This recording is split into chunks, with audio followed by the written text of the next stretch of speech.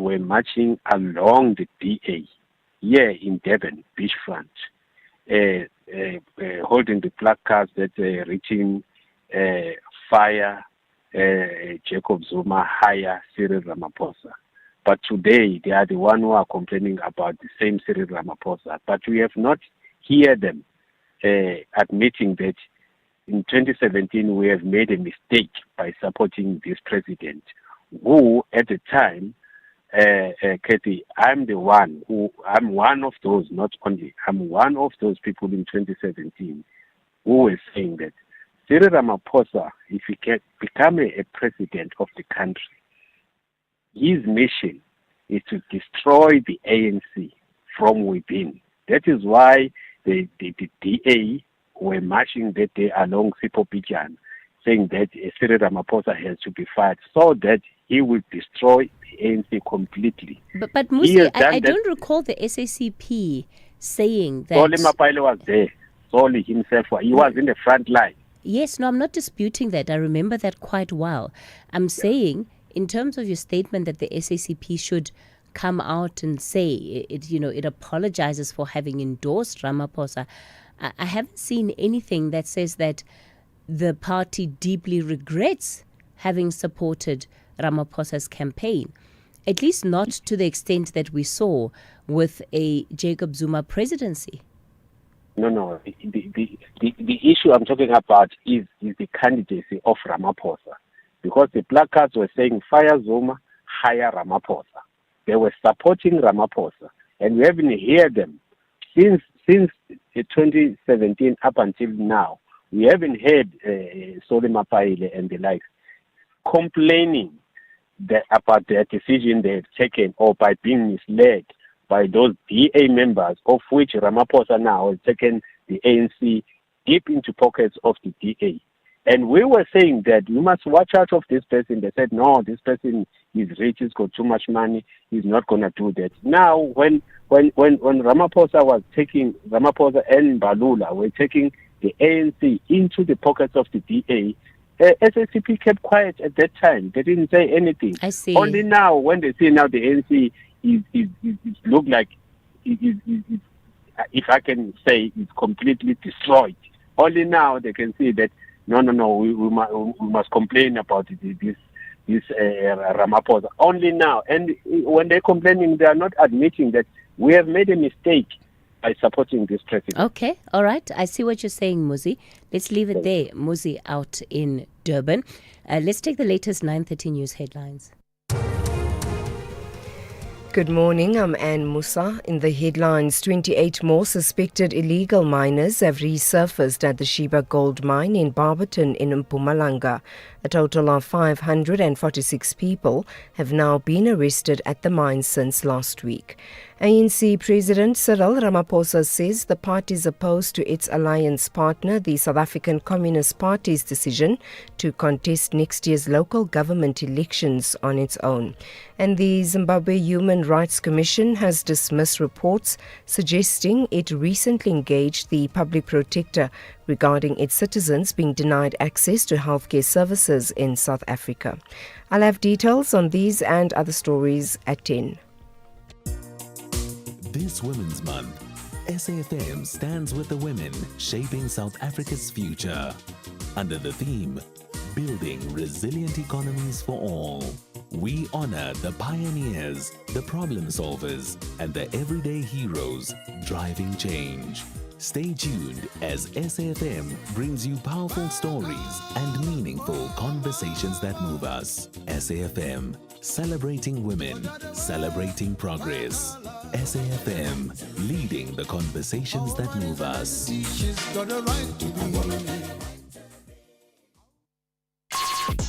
Call us on 086 000 2032. You're listening to The Talking Point. It's your national roundtable. Still taking your calls on 086 000 2032 is the number to dial this morning. 086 000 2032 on the WhatsApp voice note line 0614 104 107. Remember, everybody has a seat around the national roundtable. Sintu, you're out in Midrand. You're back on the line. Good morning. Yes, morning. I'm not going to ask you how are you. I know you don't like that. SACP, ANC. You'll recall that I raised this issue with you some time ago, and there was someone who came after me and raised some issues that were not relevant, asking why Jacob Zuma is still contesting his membership within the ANC when Nomvula chased away SACP members in the election strategy of the ANC. Now, what needs to happen is that the SACP needs to take themselves very seriously. You see, how do you expect Putima Namela, Plain Zimande, and all those SACP members to campaign against the ANC when they've got cabinet posts in that particular government? And Ramaphosa is very smart in the ANC. The decision to appoint Manamela is also caused disunity within the SACP around this particular issue, because Putima Namela wrote a scathing paper chastising the SACP of its own decision, of which he was part of contesting elections. Do you think really this thing is going to work? And the SACP must not fool them, so they don't have numbers. You say, okay, ideologically, I think they are smart, but in terms of the numbers, they do not have. And then their survival also depends on the survival of the ANC. And if they continue to take this decision, they will also contributing to the death of the ANC. So I think this is my submission. So, Sintu, what do you think it's going to ultimately lead to? Are we just going to sort of see the SACP abandon this decision as we get into next year and closer to the election? You know what? I am telling you, you'll call me. Those the likes of Plain Demand of Putnama Namela will not campaign the SACP, and then the SACP will abandon its own decision, and the ANC will have to make a decision whether to keep the SACP members in the cabinet or not. But the SACP will not sustain this decision. I am telling you, Cathy, call me come 2026 elections. Those people will say that we don't have financial masses. We have tested this in Limpopo. We didn't get, we only got 1%, all those things. It's not going to happen, I am telling you. They will come back to say that SACP members must campaign for the ANC. You will also recall, your last caller was correct, the likes of Solima Paila, when they were marching with Save South Africa against Jacob Zuma, now Karma is coming back to haunt them because they are not happy about the ideological stance of the African National Congress. The marriage of the ANC with the DA, they are not happy, but the ANC is firm because the ANC has got muscles, you see. The SACP is not going to sustain this decision, I'm telling you, Kay. I'm telling you. Okay. Thank you very much. Sintu, thanks for those reflections. He's out in Midrand. Certainly when you look at what the statement had to say about the status of the government of national unity and the fact that it remains firmly in place, the GNU could well outlast a decision such as contesting elections by the SACP. That's if the party continues with that line of thought and decides to continue contesting local government elections. The GNU remains, but they're very much out there scouting for potential partners, describing it more as relying on different political parties for issue-based voting and issue-based support that doesn't necessarily center within the GNU. Yeah, what an incredibly dynamic political landscape we're dealing with here in the country right now. Cathy, you ask, what is the future for this alliance? My answer to that is, they need to go. We don't need them. They've been absolutely useless to this country. What changes have they brought? All we hear when we speak about, especially the ANC, is corruption. That is what they're all about. Corruption, corruption. They need to go. We don't need them. They haven't been of any use to us. Teresa. Hi, good morning, Cathy. Hope you're well. I'm going to stay anonymous. Hey, man, I have a complaint about this police station in George in the Western Cape, man. You know, Pockelsdorp. Yeah, this police station is a problem for years now. Nobody doing nothing, man. Cases, dockets get lost. People complaining they late charges, but nothing is being investigated, Cathy. I was the other day with a person there, and he was assaulted by somebody bad, man. His eyes were closed. He's been beaten with these hockey sticks and stuff. You know what that lady said to take the charge? She say, no, he must go back to those people and find out the names. Already have one person's name, which is the culprit. But these police, they work with these people, Cathy. Thank you. In Pakkelsdorp in George. Morning, Cathy. My brother, Arthur Sibusiso Gqeba, was an ANC councillor. He was also a whistleblower. He had security personnel, but the DA-led municipality removed his security after that he was shot and killed in 2023. Earlier last year, when Bheki Cele was the Minister of Police, he visited our household and promised us that the perpetrators will be apprehended within a month. But up until today, no one has been arrested. As the family, we partly blame the Saldanha Bay municipality and the ANC in Western Cape for his death. For detailed information, please contact me back, Cathy. Hashtag SAFM Talking Point. All right, thanks for those WhatsApp voice notes that you've been sending through on the open line. The number to use for that, 0614-104-107. Let me go to Mafikeng. Maruma, good morning to you. Good morning, Cathy. Yes, sir. I'm also not going to ask how are you. I know you don't like it. Thank you. Go for it. Okay, Cathy, I want to talk about next year's local government elections. But before I get there, I'll make it short. There's a lady by the name of Vuiswa. She always calls here on radio, make lots of nice input and everything. I have so much respect for her.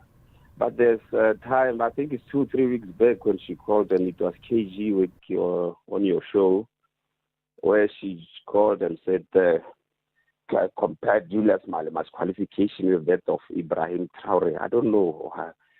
She makes lots of good input on radio. But that day, when she called and said no, and Homosobat said to her, but Malema is a graduate. And she said, no, he didn't go to university like you and I. I think that's where she somehow got the buy-in of her Homocho. And she just continued and compared it. Now, but if someone was corresponding, what's wrong with that? What's wrong with Malema's qualification? And I think Malema and Traore respect each other so much. The other one is a successful politician in South Africa. The other one is a military man in there, and they respect each other. I don't know why we saw compared the two that time, Casey.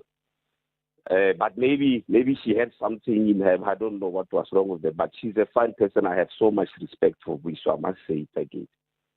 All right. Maruma, I'm not aware of the conversation that you're referencing.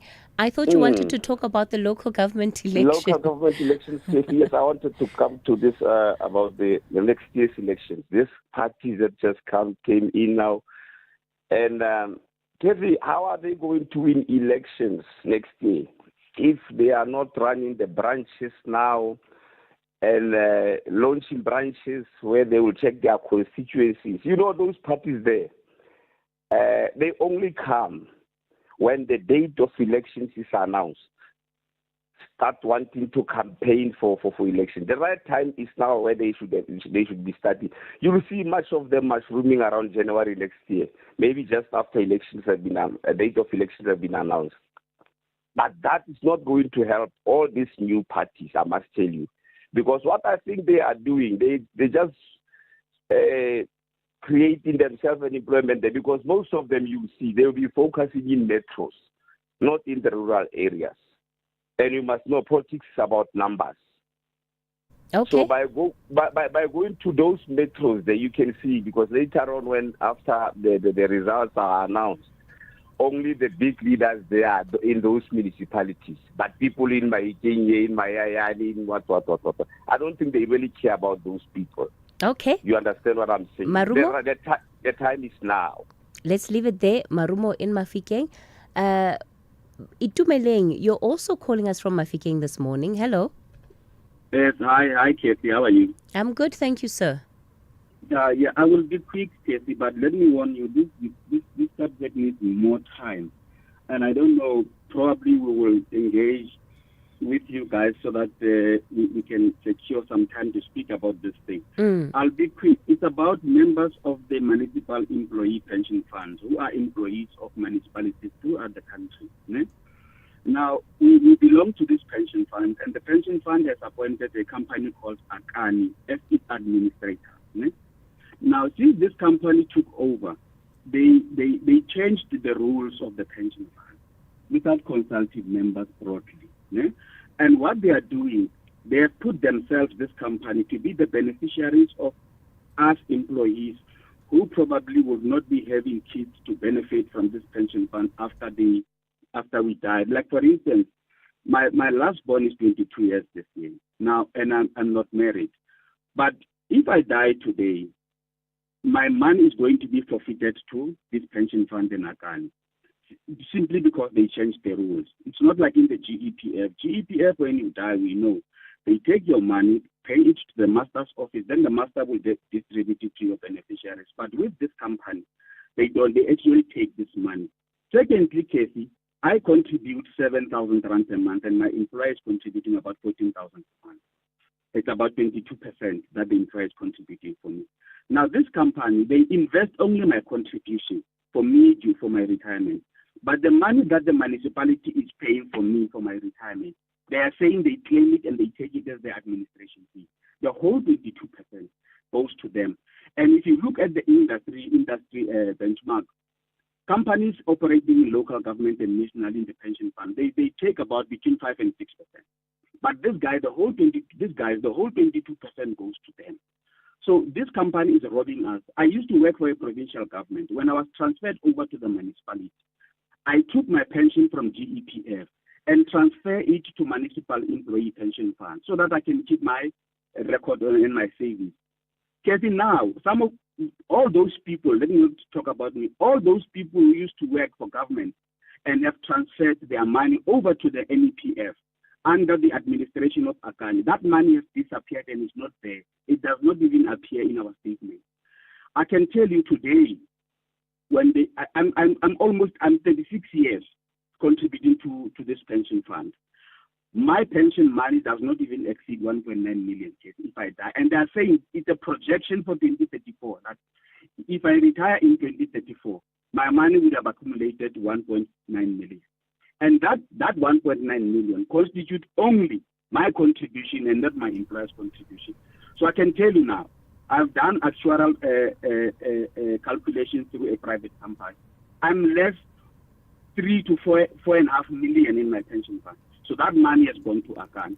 So it's so bad, Cathy, that our members who die in municipalities, sometimes they don't get even the funeral benefit. They get nothing from this company. Yeah. Everything gets forfeited to Akani. Itumeleng, I'm going to just pause you there because this is truly a subject that I am unable to engage you further on. I simply do not know enough about how the Municipal Employee Pension Fund works. What I am going to do is that I'm going to put you back to Lebo and Kanya. They'll take down your details so that we're able to fully understand what the issue is, and then we can build on it. It does sound like something that is concerning.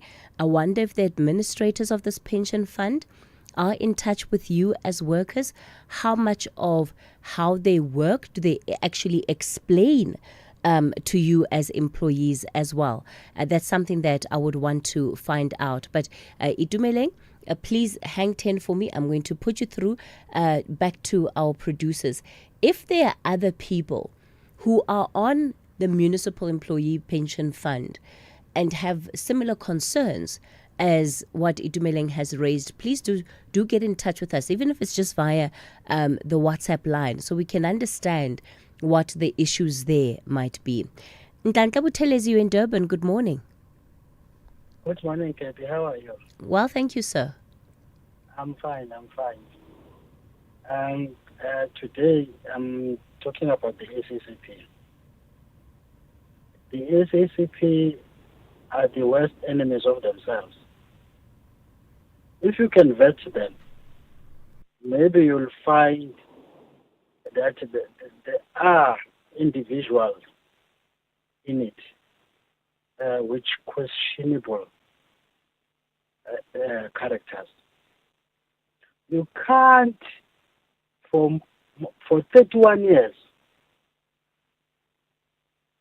sell out the people of South Africa, destroy the alliance, destroy COSATU, destroy the ANC, and then you want to dump it when the ANC is in trouble, when COSATU is in trouble. What do you want us to say about you? You want us to look at you as a sellout. You leave your brother and your sister when he or she is deeply wounded. Then you are saying we are dumping you. We've been together abusing the South Africans. I have benefited through you, the ANC. Now that we are being blamed, I am now dropping you. Then the problem that we all created in South Africa is your problem, not my problem. I'm going alone. What is that, Cathy and the listeners? It's selling out of the highest order that the SACP is doing to the ANC and COSATU, SANCO. It's totally selling out. They can put it in their own nice ways, but they're selling the ANC out to the public, and they've benefited.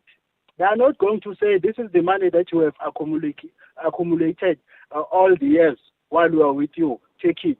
We are going alone. I was the member of the SACP. I asked them, and I was hated for telling them earlier, very, very early in the 90s, immediately when the ANC adopted the gear, that the ANC is not the ANC that we fought for and that we wanted it to lead the country. Let's leave the ANC. I was a bad person. I had to leave the SACP. I had to leave them to say continue. I even told Ubabu Mamulalu Zuma that, I never got angry about you. I was angry with you and the ANC.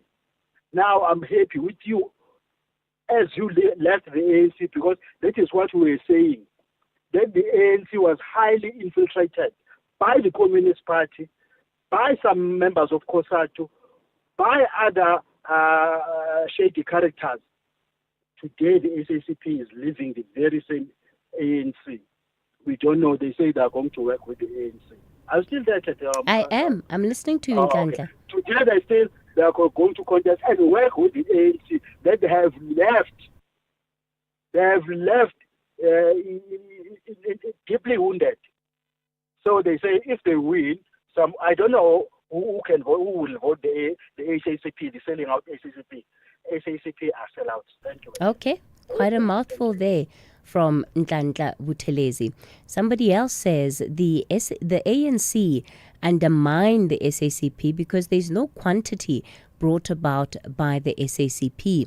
The real reconfiguration will be brought about by numbers. The ANC reconfigured with the DA because they brought numbers. Rich, you're in Durban. Good morning. Okay, yes. And Tate Mapaila is steadfast. He wants a first lane to the GNU. He wants to be a minister.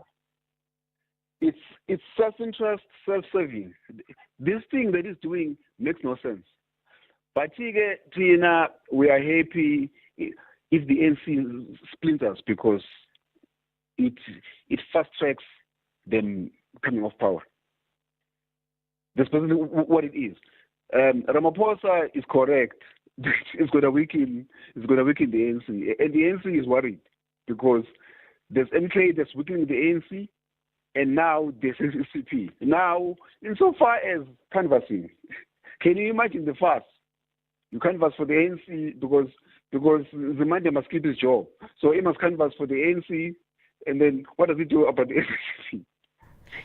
Rich, one can't even think about the practicality of it all, right? Because it's laughable, as you're saying. Yeah, one just doesn't see how it could work. So one gets the sense that before we get to the elections, really in good time, by the end of the year, there has to be a clear way forward on this. They unfortunately are going to have to fight it out until somebody wins, because right now it's still very, neutral, middle ground. I'm throwing a stone. Let's see how it lands. But and I think the fight is unavoidable on this one. Yes, exactly. Throw the stone. Look at the ripples. See how far it goes. You're right.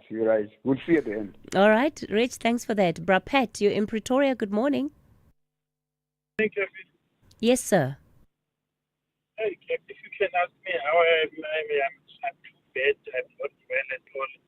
I've got a problem where I'm staying. I'm actually staying in Free State in Lentley. About the school, the primary school and the high school. Our kids are failing, Cathy, because they are forcing the kids to take Afrikaans as a first language, whereas in primary, the kids were taught in English as a first language and Afrikaans as a second language. But now, they going to high school, they told the kids that they must choose between Sotho and Afrikaans as first language, of which they've never met Sotho in their lives. That school got the grade R until grade 5, the primary, until the grade 7. Then their own high school is grade 8. They're starting to tell the kids that they must choose Sotho as a first language and Afrikaans. The kids are failing decimally 80%. This quarter, the grade 7 kids have to rewrite the exam because only one child passed that exam. The principal child is a white child. He's the only one who passes the test. But Brapet, which schools are these where this is happening? This is in Lentley, in Free State, in town. There's a Lentley primary school and a Lentley Weir school. Okay, and they're both English and Afrikaans medium of instruction? No. In primary, it was English. Mm-hmm. And then in high school, they don't do English as a medium, they are now taking Afrikaans and Sotho. I see. And was this something that changed? Did it just change recently, or has it always been that way? Okay, I've engaged with the chairman of SGB. He didn't give me much information because I only arrived in that place 4 years ago. Then my kid was already in grade 2, grade 3. But when I asked him, he said the first principal who was there, he didn't want to change because that school, from when it was built, it was an African school. But if you go to that school, there's only less than 10 white people there. Majority of the school is black kids there. Is it in an Afrikaans community? A predominantly Afrikaans community? No, it's Sotho dominant community. Okay. And even the community is not in school. In the town there, you find about less than 20 white people, or 30 if they might be many. Then 70% is black people there. And it's in Pretoria, Brapet? No, it's in Free State, in Lentley. Oh, it's in Free State. I see. Okay.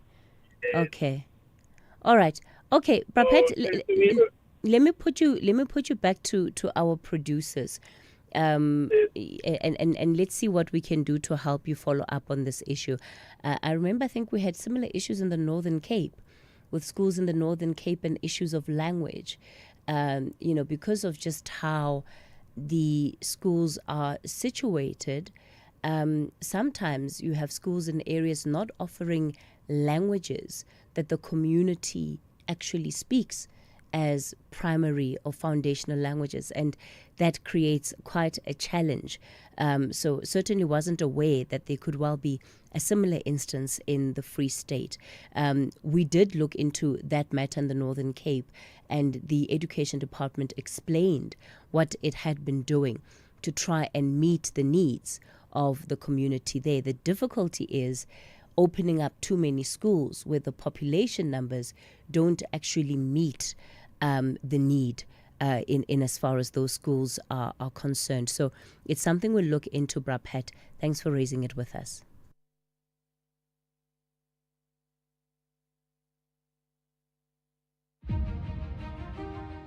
This Women's Month, SAFM stands with the women shaping South Africa's future. Under the theme, Building Resilient Economies for All, we honor the pioneers, the problem solvers, and the everyday heroes driving change. Stay tuned as SAFM brings you powerful stories and meaningful conversations that move us. SAFM, celebrating women, celebrating progress. SAFM, leading the conversations that move us.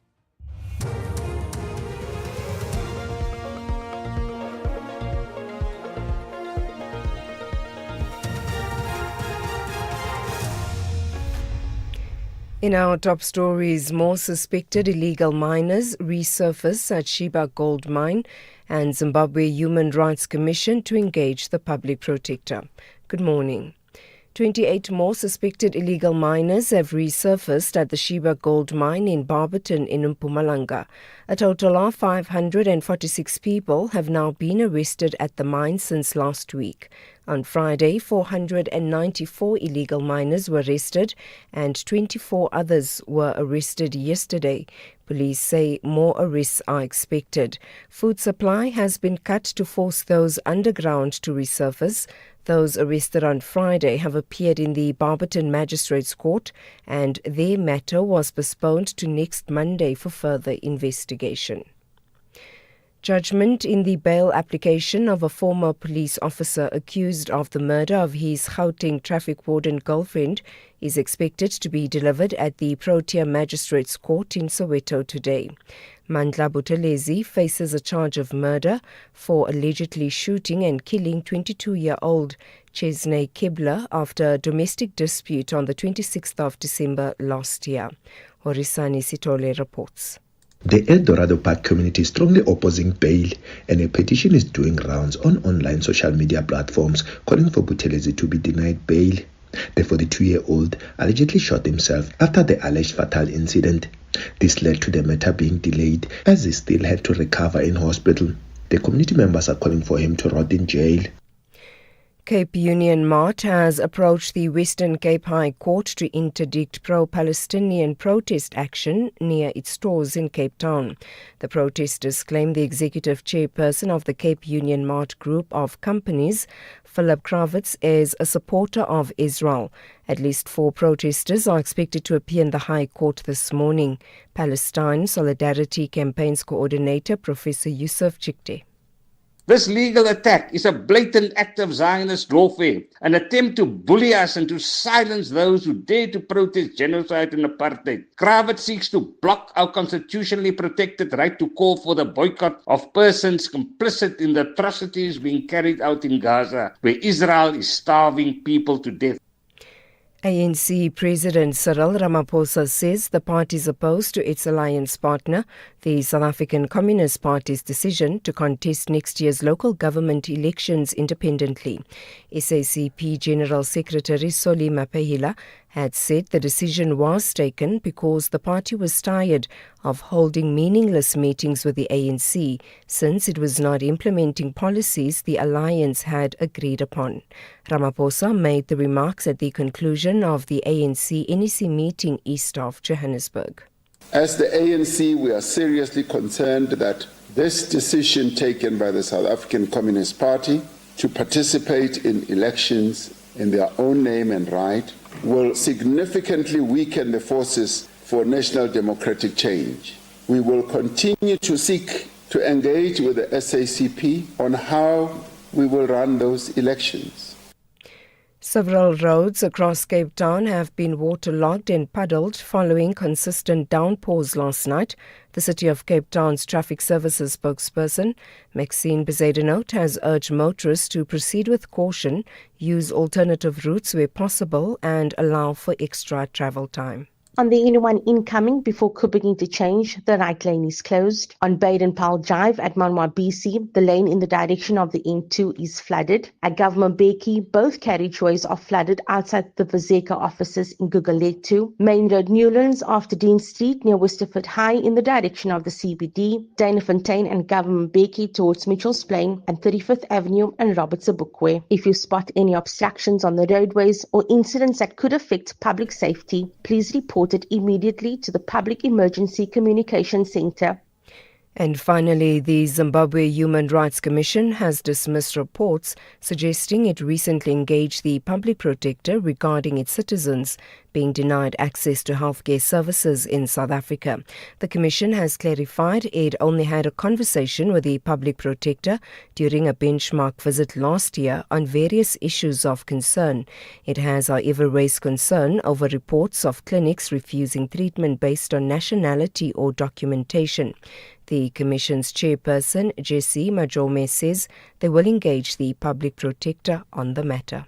During the benchmarking visit that the South African Public Protector, Advocate Koleka Taleka, graciously hosted us in, we had a conversation in which we mutually expressed concern and agreed that we need to engage about this problem of the conflict that has arisen in South Africa regarding the seeking and sometimes the barring of access to healthcare by Zimbabweans. We planned and we agreed that we were going to formally engage each other so that we could find solutions. This was before this has escalated as this. Recapping the top story, 28 more suspected illegal miners have resurfaced at the Sheba Gold Mine in Barberton in Mpumalanga. A total of 546 people have now been arrested at the mine since last week. For SAFM News, I am Anne Musa. SAFM supports a litter-free South Africa. Play your part in keeping our surroundings and environment clean.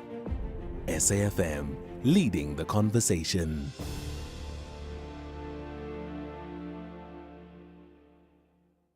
Talking Finance with Brian Hirsch, making sense of your finance. All right, it's 6 after 10 o'clock. Welcome. No, Brian, leave the mic alone. I'm not coming to you yet. The sting was a bit easy. Okay, good morning. Don't look so sad. Good morning to our listeners. Good morning to our team here at SIFM, and good morning to you, Cathy. It's great having studio as always, Brian. So very soon, yes, we will be getting into Talking Finance with Brian. That's what's coming up over the show in the next hour. Before we get into it, however, some of your WhatsApp voice notes from the open line. Good morning, Cathy. Cathy, look, the time we wanted the SACP to leave the alliance, they did not do that. They changed their resolutions many a times. Now they want to leave at this time and pretend as if they do not want to leave. They know very well they want to leave.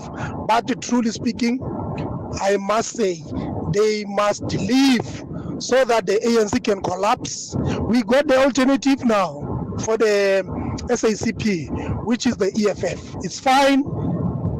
As a belief, they must just do it very quick. Thank you very much, LMT. Without Indians, you know what? They, maybe if my memory still serves me well, they don't even have an office. They are piggybacking on COSATU. They can't pay water bills, electricity, and everything else. Workers, we are paying for them. And Meti Mahulu showed them who they are. Sishiku by-election show them. There will be nothing. We are happy with the GNU so that the thieving, corrupt, maladministering ANC should not go with the same MK and EFF who broke away, the same people who collapsed the country and the economy.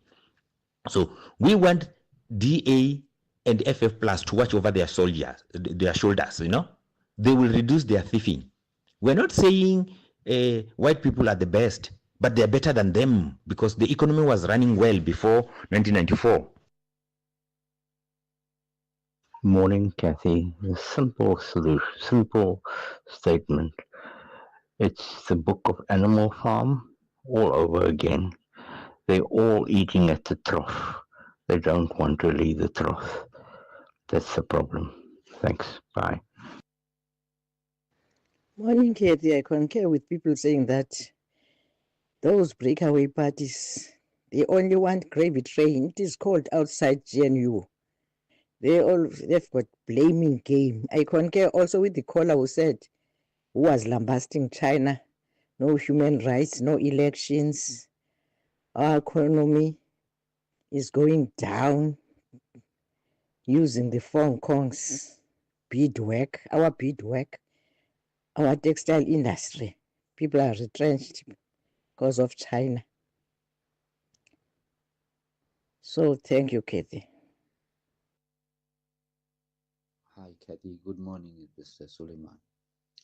Yes, how is transformation going to take place fairly and justly when the alliance, we have fraudulent people in this alliance that's going to be sitting to transform our country? What they're going to transform into our country into what?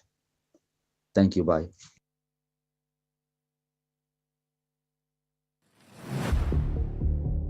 Gender-based violence is destroying lives and tearing communities apart. It happens in homes, in schools, at workplaces, and too often in silence. But it doesn't have to continue. If you see it, speak out. If you are hurting, reach out. Because doing nothing is not an option. Listen to all 19 SABC radio stations from Wednesday, the 23rd of July for hard talk, discussions, advice, dramas, educational shows and interviews around GBV with experts, survivors, lawmakers and a whole country affected by gender-based violence. All on your favorite SABC radio station. Call 0800 428 428 to report abuse or get help. GBV, it ends with you. This message is brought to you by the SABC. Talking Finance with Brian Hirsch, making sense of your finance. Oh, Brian Hirsch, tax season is upon us. Woe is me. Well, woe is everyone. I mean, they say the only thing certain in life are taxes and death. And so now tax season started 7th of July. That's not for that's the season. We're now about to have a provisional tax payment having to be made. And let me repeat, it's not the 31st of August because the 30th of August is a Saturday and the 31st is a Sunday. So if you want to get your provisional taxes in, you need to get them in by Friday and make your payments on Friday, because if you don't, it'll only be recorded on the 1st of September and you will pay penalties.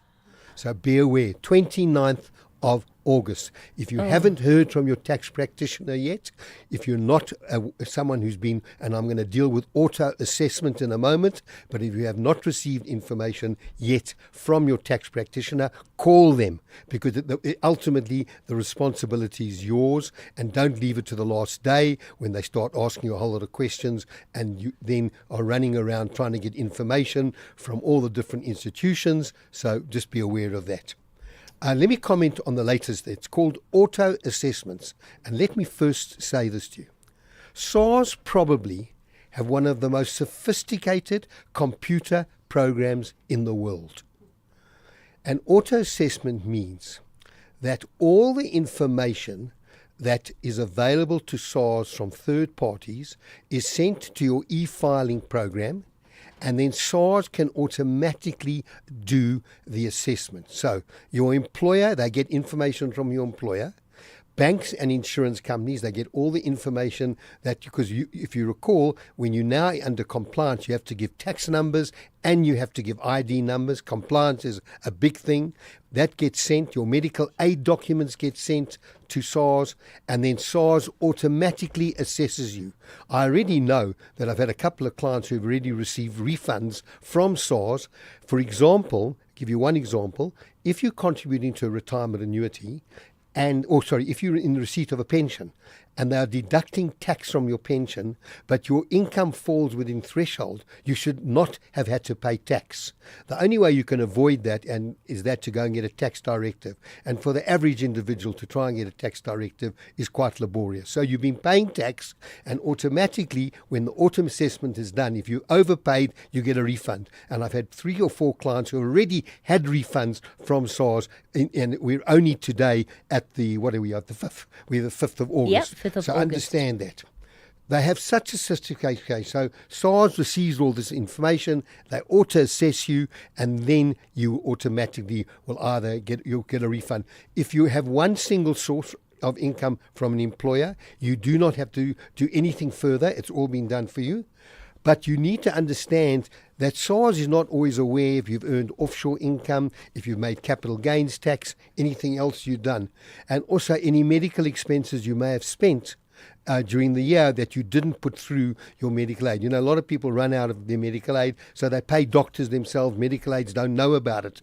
And if you're entitled maybe to do some calculations, particularly if you're over the age of 65. In my discussions with Werner Voss, who's a leading tax practitioner on TV last night, I asked him the question, how reliable, because, we don't trust a lot of the systems. We think about all the different government systems, but SARS, he says, he's only in the odd case, but it's still incumbent on you to check. When you get your auto-assessment, go into your e-filing and just have a look. If they've recorded all your income, you can do it. If there's a mistake, you can go to one of the SARS offices, and if it's incorrect, if you're correct and they're incorrect, you will get a refund. All this means is that it's a wonderful system, but let me give you a little warning. Most people who've got investment properties don't declare the net income from those investment properties. I've no doubt about it that in the next year or two, SARS will include all property owning companies, all companies who do lettings, and they will have that information. And it may take a year or 2 or 3, but SARS catches up with you, tax catches up with you, and if they found that you have not disclosed that, they could go back years and penalise you for unpaid taxes. So let's assume in 2 years' time they pick up that you're renting a property and there's income after you, because you can write off your interest on your bond. You can't write off capital on your bond, but the interest payment you can write off. So now they come and they see you've earned a little bit more and you're now going to pay tax. The next question they're going to ask you, when did you purchase the property? And has it been rented out? And you're going to say, yes, I bought it 10 years ago. I've been renting it out 10 years. And they're going to say, where's the tax? So be aware that it's what's in the long arm of the receiver of revenue can certainly catch up to you. And then if you spent money outside of your medical aid and prescribed medicines, even they won't know about. So let's talk about the next category. Let's talk about provisional taxpayers who must submit their tax returns by, as I say, and I repeat, the 29th of August, not the 31st of August, because that's a Saturday and Sunday, 30th. So who's a provisional taxpayers? Firstly, companies, but if you're a natural person, you'll only become a non-remunerated income. In other words, income not from an employer. In those cases, you need to register for provisional tax, income that is not taxed at source. SARS will have no records of that, and that's what provisional tax is all about. A provisional tax should be receiving certain information from their tax practitioners, particularly where there's capital gains tax or other information they may have asked you to do the calculation. But also, if you haven't received it, I said, get hold of them now, because it gives you time. You've now got virtually 24 days to do adjustments. Because I got my provisional tax payment yesterday. I'll check it up and see whether that's correct, because there may be other adjustments, and go back to my tax practitioner and give him those things. There are thresholds where one qualifies to be a tax practitioner. If you're under the age of 65, 95,000. Anything under 95,000 rands worth of income, you don't have to file a provisional tax. If you're over the age of 65 but under the age of 75, it goes up to 148,217. And if you're over 75, it goes up to 165. Anything above that, those numbers, you now have to provide a tax. You also think about capital gains. Now, many of you who've got investment with the institutions, they don't send out a 6-monthly tax report. The report only gets sent out at the end of the tax year, and you may only receive it 2 or 3 months.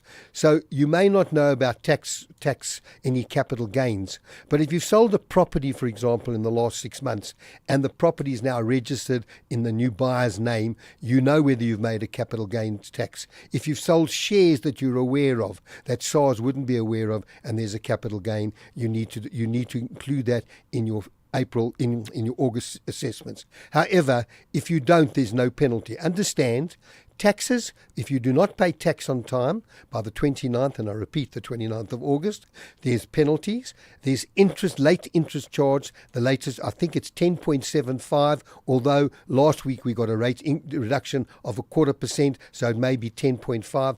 And there are onerous penalties as well for unpaid taxes. So please don't fall foul of that at all. SARS is not shy of laying criminal charges. They really are. And that's really what I think the real issues you need to know. If you get your income from one source and you auto-assessed, check that auto-assessment. If not, provisional tax, get the information and get your payment in time. All right, so you've put a lot on the table already, Brian. I'll be taking questions for Brian on 086 000 2032. That's 086 000 2032 on the WhatsApp voice note line 0614 104 107. I'm going to take a quick break. I'm back with more from Brian. I've got some questions for him too in terms of following up on what he's just said. This Women's Month, SAFM stands with the women shaping South Africa's future. Under the theme, Building Resilient Economies for All, we honor the pioneers, the problem solvers, and the everyday heroes driving change. Stay tuned as SAFM brings you powerful stories and meaningful conversations that move us. SAFM, celebrating women, celebrating progress. SAFM, leading the conversations that move us.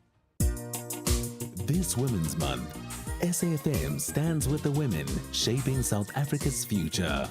Under the theme, Building Resilient Economies for All, we honor the pioneers, the problem solvers, and the everyday heroes driving change.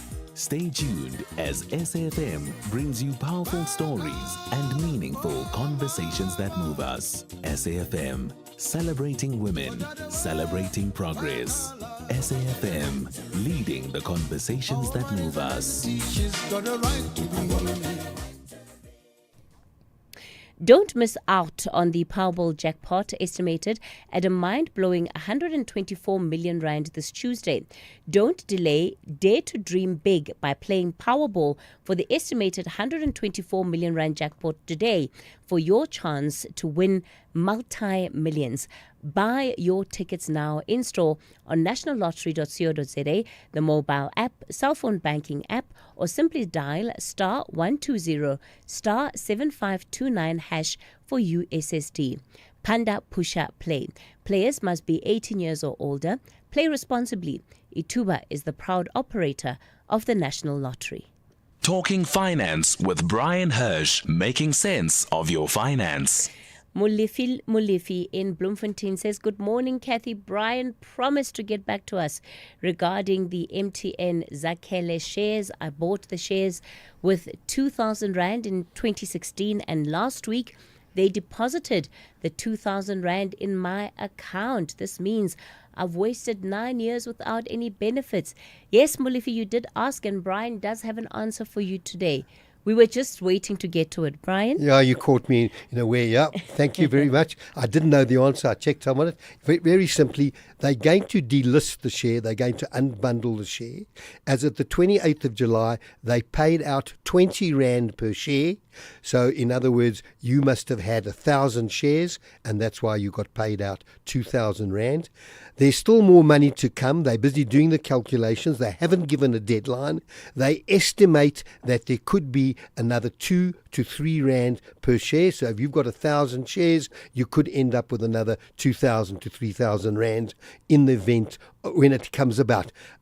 I don't know how long it takes. They haven't given any timeline, but you did get your 20 Rand and all of those. Yes, you're right. It didn't work out well. Unfortunately, so, over 9 years, if you've doubled your money, let's say you get another 2,000, you will have achieved a return of around about 8%, because 8 into 72 over 9 years, that's the return you would have received.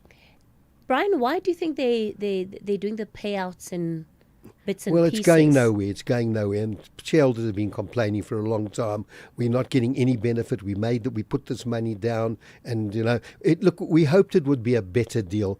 The cell companies, the Vodacoms, the MTNs, they haven't been great performers. And they have picked up a little bit this year, and that's so they're unbundling it. There's no purpose in holding the shareholders if you've got nothing to do. Companies don't pay dividends or unbundle their shares if there's business to be done and they can grow the company. They've decided it's not worth growing. For somebody like Molefe who feels like his investment, his time has been wasted? Well, it hasn't been wasted if he does get another 2 to 3. If he gets another 2 Rand per share and 1,000, another 2,000, he will have doubled his money, achieved an 8% return. And if he gets more, if he gets 3,000, let's say they pay out 3 Rand a share, then he will have achieved about 11% return. Not a great return, but then understand our share market has underperformed terribly for the last 10 years, other than 3 or 4 shares. Richmond, Process, and also mining shares. I know gold has been a performer. So very simply, very disappointing. I mean, if you look at our market and you look at industrial shares, if you look at banking shares, if you look at property shares over the last 5-10 years, very disappointing shares. I mean, top companies like Aspen, Afromat, you just name those companies, just haven't performed. Dischem, they just haven't performed. That's why the companies that have performed in South Africa are the companies that are operating strongly overseas. Our mining companies, are all earn their profits offshore. Okay. All right. Thanks for that, Brian. So I hope that answers your question, Molefe. You were talking about people with properties that rent, that are renting and are not declaring their rent. Does that apply to, number one, backyard dwellers, number two, Airbnb? Who is affected by this? If anyone who receives income is obliged to report it to the SARS, although they have the right to write off expenses. But there's the informal sector. If you think about the traders who trade on the side of the road and anyone who receives cash, it's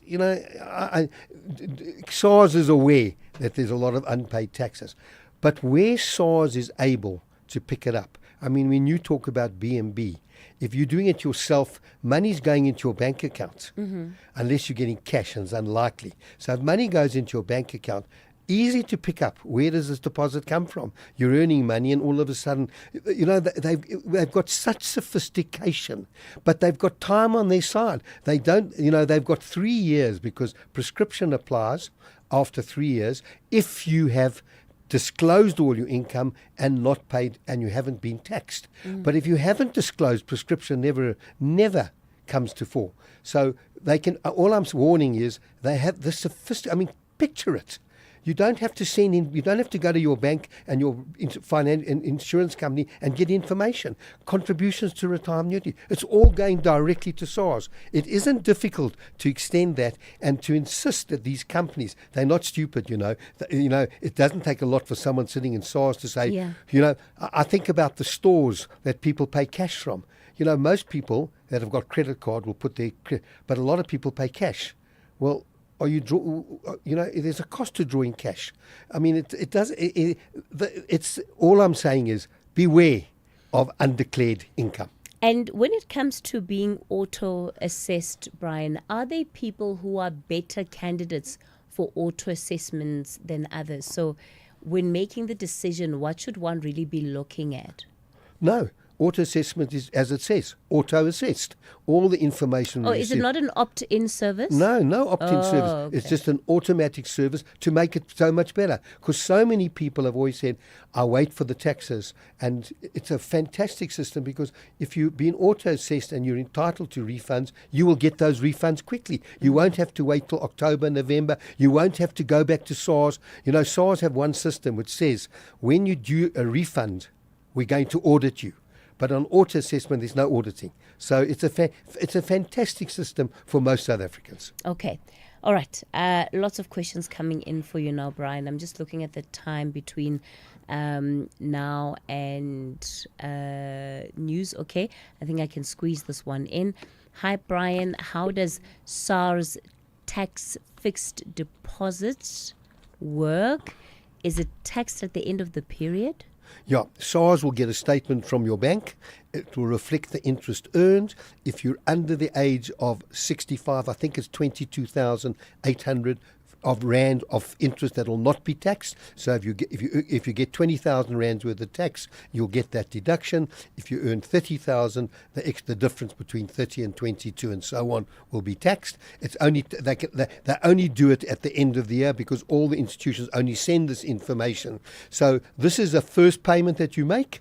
If you auto-assess, it will automatically be done if they get whatever SARS. But by the end of February next year, you will be taxed for the full year.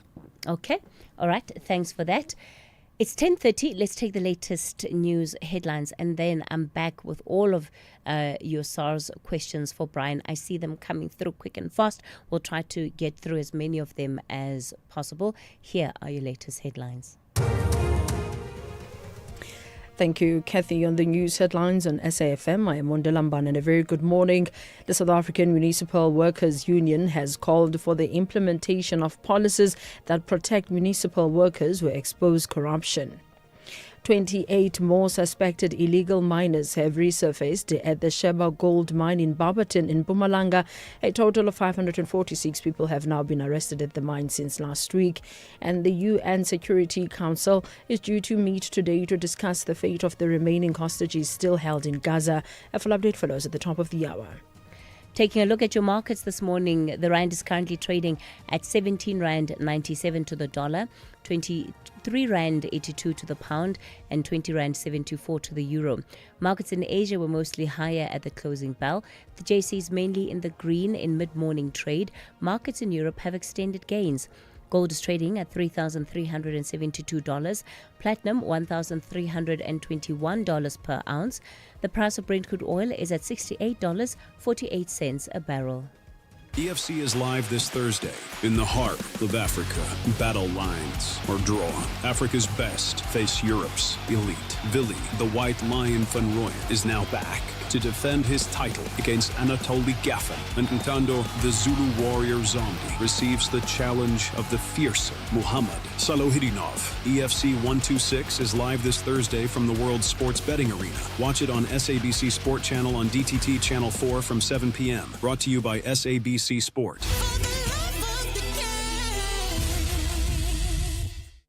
Spar brings you super savings.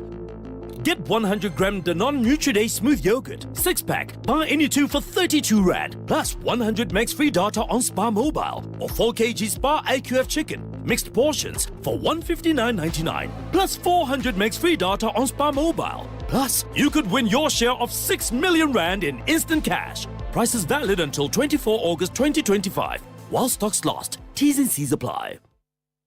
Talking Finance with Brian Hirsch, making sense of your finance.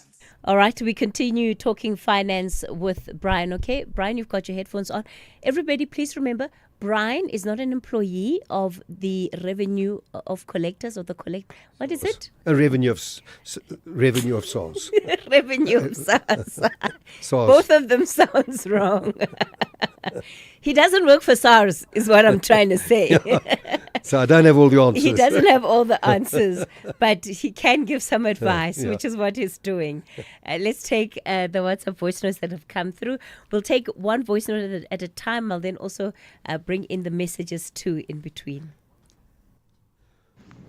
Good morning, Cathy and Brian. I'm working for 4 years now permanently, and the company this last month put me on a provident fund.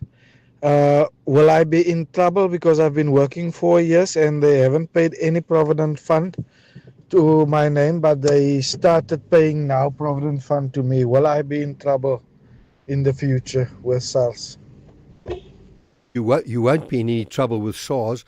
I'm surprised because surely in terms of your employment, unless the company is just this is no answer here, Cathy.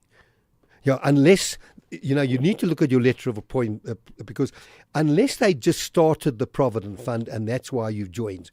But when you joined in terms of permanent employee, the rules of the provident fund that all permanent employees must join the provident fund. So yes, you're not in trouble, but you're in trouble because you've made no contributions for 4 years, which means you've got 4 years less going into your provident fund. It's a great idea that you're on your provident fund. Understand that contributions to a provident fund are tax deductible, so it's a tax advantage to you. But yes, you've lost 4 years, so you need to have a look at your letter of employment. And if your letter of employment says it's a condition that you join the provident fund, you need to take this up with the company because you've lost out on the company's contribution to your provident fund. Normally today a provident fund would be employer contribution and employee contribution. So you yourself haven't contributed for 4 years, but neither is the company. You're not in trouble with SARS at all, but check up on your letter of employment. How's Cathy? Good morning and good morning to Brian there. Sis Cathy, I want to ask Brian about this thing of tax, how the tax works. I'm working in SAPS in a unit of VIP protection. Since I joined this unit, my sister, over time it has been taxed. But it seems as if it doesn't make any difference at SARS. It's not even appearing there. We've been questioning this thing for so many years, but we don't get answers. Can you check with Brian if maybe he can assist on that? Thank you. Bye. Well, to this caller, let me say this to you. You made the point that this overtime is being taxed. And therefore, in terms of declarations by the employer should be sending a tax certificate at the end of the tax year to you, reflecting your earnings and reflecting the tax paid. That would go to SARS. When you say it makes no difference, they may be taxing you the right amount because remember, you got your salary from your daily job, and then when you're paying overtime, that gets added to your salary and it's calculated, this additional amount, at probably a different rate of tax because as you go up the scale of earnings, you pay more tax. So they may have done it correctly and you may not have been paying, it may be absolutely correct. So what you can do, you can contact SARS. They're very obliging. Maybe better to go to one of their offices. I don't know which part of the country you're in, and just check it up. And they're obliging and they'll look at it for you. But I don't think there's anything untoward because you did mention that your overtime is being taxed. So when they submit your RP5 at the end of the year, they would reflect all your earnings, which includes your earnings from normal sources, your earnings from overtime, and so on. So it's probably right. All right, thanks for that.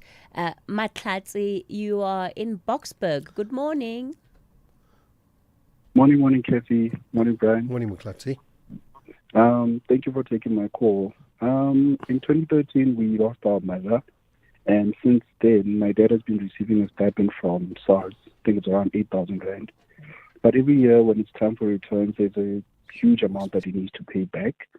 So I wanted to find out if you've got a way for us to, any suggestions of how we can manage this amount, and if you've got any stories of how other teachers are actually managing this amount in terms of paying back that amount back to SARS. Sorry, McClatchy, just explain that to me. You say you're getting a stipend from SARS. Yeah, my father is receiving a stipend from SARS. Did he work for SARS? No. So he's a teacher. Yes. Yeah. So both my parents were teachers. My mother was a teacher. He's a teacher. Okay. So it's receiving this amount from the education department, but it seems like yeah. So they get the 8,000 rand is coming from the education department. Yeah. Is this a pension? I think it is. Yes. Who's receiving the pension? My father is. Okay, so your father's receiving a pension of 8,000 rand a month. Okay, and now your query? My query is, he then has to pay a huge amount at the end when we're doing our returns. So, is there a way that we can better manage this amount in terms of saving up, or in terms of how other educators are actually able to manage this amount? Let me ask you: does your father have other income? No, he doesn't. It's just the salary and this amount. So your he's dad still still working. Your works, dad's my still cousin. working. He's still working. Yes. Okay, so what's happening is your dad earns money, and every month he's getting a pension for 8,000. That 96,000 rand gets added at the end of in the year to anything else he's earned. And because it's putting him into a different bracket, he's paying tax. Do you know what your dad earns, his gross earnings are from what he does at the moment? No, I wouldn't be able. No, I don't know. Okay, so let's assume he's earning 35,000. So Yeah. on 35,000, how old is your dad? He's 61. Okay, so forgive me, I'm going to give you some estimates. So on 35,000, he would earn 420,000. After deductions, he'd pay tax of somewhere in the round about 80,000. But now, over and above the 420, he's earning 96,000. So that comes to, so he's now taxed on 516,000, puts him into a completely different bracket, and he's probably paying on that extra 8,000, he's probably paying around about 2,200 rand and coming out with about 5,000 rand net. How close am I in these figures? Yeah, and I think you're quite close, yeah. 5,800, yeah, and it's only because it's been added to his additional income. When he reaches 65, he gets a further abatement because he's only getting abatement, and everyone gets a certain amount. And I don't have the figures in my mind, but there's an amount, and then when you get to age 65, you get a higher deduction. But there's nothing, and that's how it works for everyone. So people who maybe aren't working and getting a pension, someone not. So let's assume your dad wasn't working at 61, he wouldn't be paying any tax on that 8,000 rand because that would be his income. And age 61, as I said earlier on the program, the first 95,000 rand is below the threshold. So he wouldn't be paying any tax, minor tax, a few hundred rand if you earn 96,000. So there's nothing you can do, and it's nothing unusual.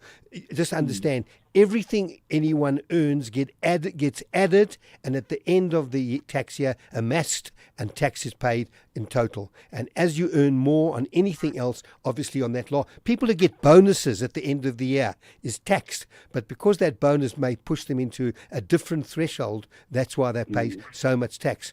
Just for those, by the way, but those of you who are lucky enough to get bonuses, sometimes you should ask your employer to deduct taxes monthly against your bonus, simply because then at the end of the year, when you get your bonus, you get the full amount because you've paid the tax each month for the 12-month period.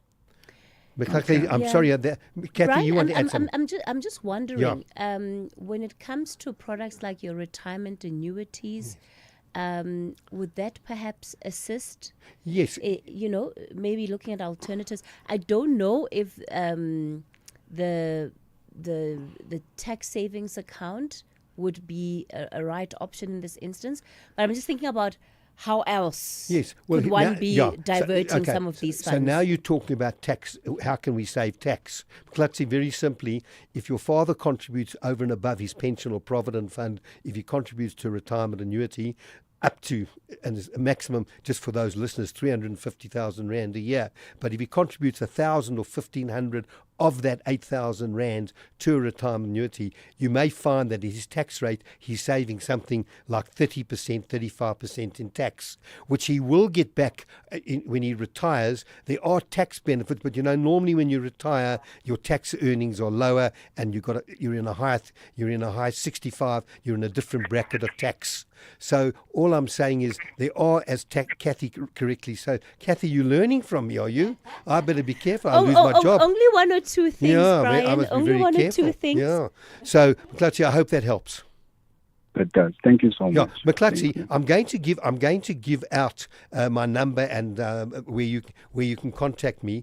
If you want to send me that information to our site at the end of the program, I'll just do the calculations. I need to know. I need to see your father's salary or his last IRP5, and then tell me exactly what he's getting from the pension, where it's coming from. If no tax has been deducted, I'll do a quick calculation for you. Thank you so much. I'd really appreciate it. All right, my cat. So all the best. Yeah, you see, Brian, I'm ready now to come and deputize you. Sandy must know that he's got some strong competition. Am I ready to deputize you? You won't believe it, Cathy. In 1994, I arrived at the studio. That's how long I've been doing this program. Sorry, not 1994. Yes, 1994. And Tim Medisa was my host. Yeah. And Tim had been arrested outside because he hadn't paid a ticket. So I walked in here and Mike Roberts said, "Brian, you got to take the control." I said, "What do you mean I got to take the control?" He said, "No, you have to run the program." Anyway, I don't know if anyone's gone back to 1994 to hear what I did, whether I did a good job or not. We'll leave it for the history books, Brian. All right. Let me go to this is a message from Butterworth Banele, who wants to know, I would like to know, how do you know if you've been auto-assessed or not? Yeah, Banele, that's a good question. The past couple of years, I have been auto-assessed. I received an SMS indicating as much. This year, I've received no communication. Is there a USSN code or website or number where I can check my status? If your circumstances haven't changed and you're not a provisional taxpayer, and all your income is disclosed to SARS, your earnings, and if you've got bank accounts and insurance policies and medical aids, you will automatically be assessed. But if you haven't been, look, they're working through it. As I say to you, the season only started on the 7th of July. They're working through it. If you haven't heard anything, I would say give it another 2 or 3 weeks. Give it to the end of August. Am I online? No, that was just a message. Well, if you haven't been informed that either you've got to pay tax or you haven't received a refund, then may I suggest you then contact SARS. But give it till the end of August. Okay. Andira Singh in Pietermaritzburg says, "Hi, great show. Thank you, Andira. I'm in payroll, and I noticed that a lot of employees that drew from the two-pot system have to pay tax to SARS on auto assessment. Can you explain why?" I never thought about that, but thank you for that question. It's a brilliant question because unfortunately so many South Africans have made use of the two-pot system. The two-pot system very simply is if you withdrew money as at the 31st of August, you were entitled to 10% of the value of your fund up to a maximum of 30,000. And then any money that you contributed from the 1st of September 2024 has been split in two ways. 2/3 has gone to the retirement savings, retirement pot, 1/3 to the savings pot, and you can withdraw from that savings pot. Now let me share with you. SARS are now calculating, based on the information they've got from you, that is added to your taxable income, and you are going to pay tax at marginal rates. It's iniquitous for you, and you've got to be very careful for anyone who's accessed and used the two-pot system because of the tax.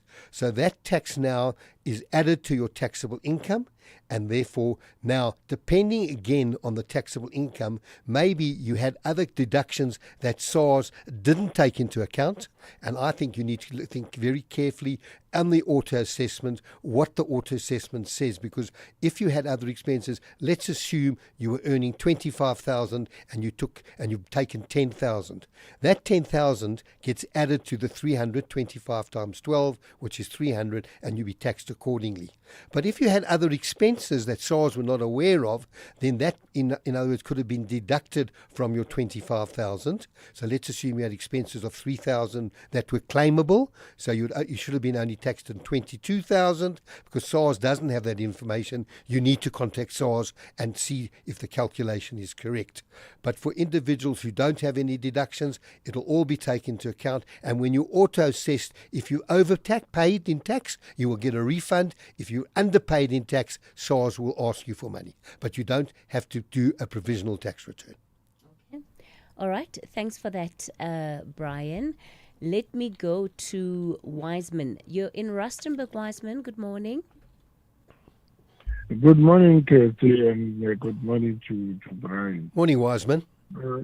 Yes, my issue is, I would say it's simple. I was auto-assessed, but I never got an SMS. I only realized that when I log into my e-filing, I could see it was auto-assessed, and the amount was there that was supposed to be paid to me.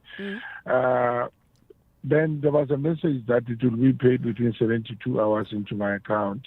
It was never paid, and when I log in again to check, now it's 00. So I don't know what's happened or what's happening. I didn't submit again. Yeah, Wiseman, in that e-filing, what refund were you expecting? Come again? You say when you looked at your e-filing, there was a refund due to you initially. Yes, I was auto-assessed. It was an auto-assessment. Yeah, how much was that refund? It was 4,000 something. And it's now blank. Now it's 00. Okay, so when were you auto-assessed? What date? I'll check. I'm not sure about the exact date, but it was 2 weeks back. Well, and they said they're going to pay you within 72 hours. Wiseman, yes. I don't have an answer for you. I will ask my tax practitioner just to explain to me, because obviously the fact that it's now 0, money has been paid, and obviously in terms of your assessment is the address and your bank. They would have paid it into your bank. Have you checked your bank? Yeah, I've checked into my bank. I checked the statement. I went through it. There's nothing that went through. Okay. Look, I don't know the answer to that, but I will check up. You said 72 hours. Maybe what you should do for me is send me, and you're going to hear shortly where you can send it to. Send me your e-filing and send me the latest one where it shows 0. So I've got something to go on, but I'll give my details out in a short time at the end of the program. Okay.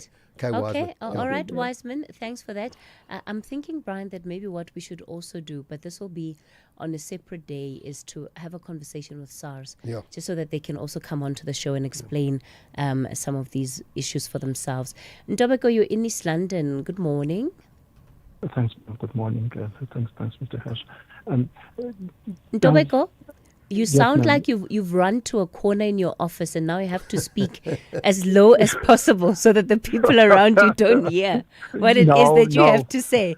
Sorry, I was listening intently. No problem. Similarly intently. Yeah, just speak a bit louder for us, please. Thank you very much. I hope I'm clearer. Take a scenario. A bank borrows you money. As in a remortgage. And the intention of that is to continue building. And that gets to be deposited into your normal bank account. Does SARS, or does that deposit add a tax burden, or that deposit, does it attract tax? If so, how is it justified? It doesn't attract tax. Any cash paid to you in terms of a mortgage is going to increase, obviously, your repayment on a monthly basis. That does not affect tax. We have a different system to the rest of the world. In many first world countries, you're entitled to write off the interest of your bond against certain income. We don't have that in South Africa. So you can't write off unless it's an investment property. But I don't want to go there. But no, the answer is simple. No, it does not attract additional tax. Thank you, sir. Thank you very much. All right. Thanks for the question. Bye-bye. Magdalene, you're in Bloom. Good morning. Morning, Cathy. Morning to Brian. Morning, Magdalene. Always good to hear from you, Magdalene. Yeah, but especially when I come from Florida, week before last week. Yeah, I'm so happy. All right, what's your question? Cathy, I'm very much thankful for your questions to Brian this morning because they made me think out of the box. Brian, are you going to the dialogue? Are you invited to the president's dialogue in August? If so, aren't we all invited, Magdalene? There are those who are officially invited. Others will just watch on the TV and no comment. Brian, Magdalene, Brian, I heard last year that my invitation is in the post. Oh, but you haven't received it. But as we have no postal service in this country, I'm still waiting. I'm sorry because I wanted you to go and present what I'm going to put in your mouth now, in your ears now, so that you take it out when you are there. I was going to say to you, because of what Cathy said this morning, to the question that she posed to you that, Brian, even if you are selling verges in the street, are you still supposed to or obliged to pay the tax? And then you said, if SARS pick you up. So my challenge is, SARS is in the money to can pick me up as a South African, selling a small thing like a verges, trying to make a means of life. But it's so unfair. It's totally unfair, Brian, because we are highly unemployed. And trying to make a means of life, to put food on the table with such a small amount of money, then you are expected to pay tax at the end of the day. But somebody outside there, a foreign national, is having rentals, having student accommodation, business from corner to corner in the township, even in the suburbs, but they are not getting picked up to can pay the tax. So actually, where are we getting to? That's the question that I wanted you to say it in the dialogue to President Ramaphosa. Okay, Magdalene, as I mentioned, approximately you can earn 8,000 Rand a month and you do not have to pay any tax, because the threshold under the age of 65 is just under 96,000 Rand. So when you talk about trading in the streets and all that, I think 8,000 Rand is reasonable per month in terms of profit. And remember, it's your income less your expenses.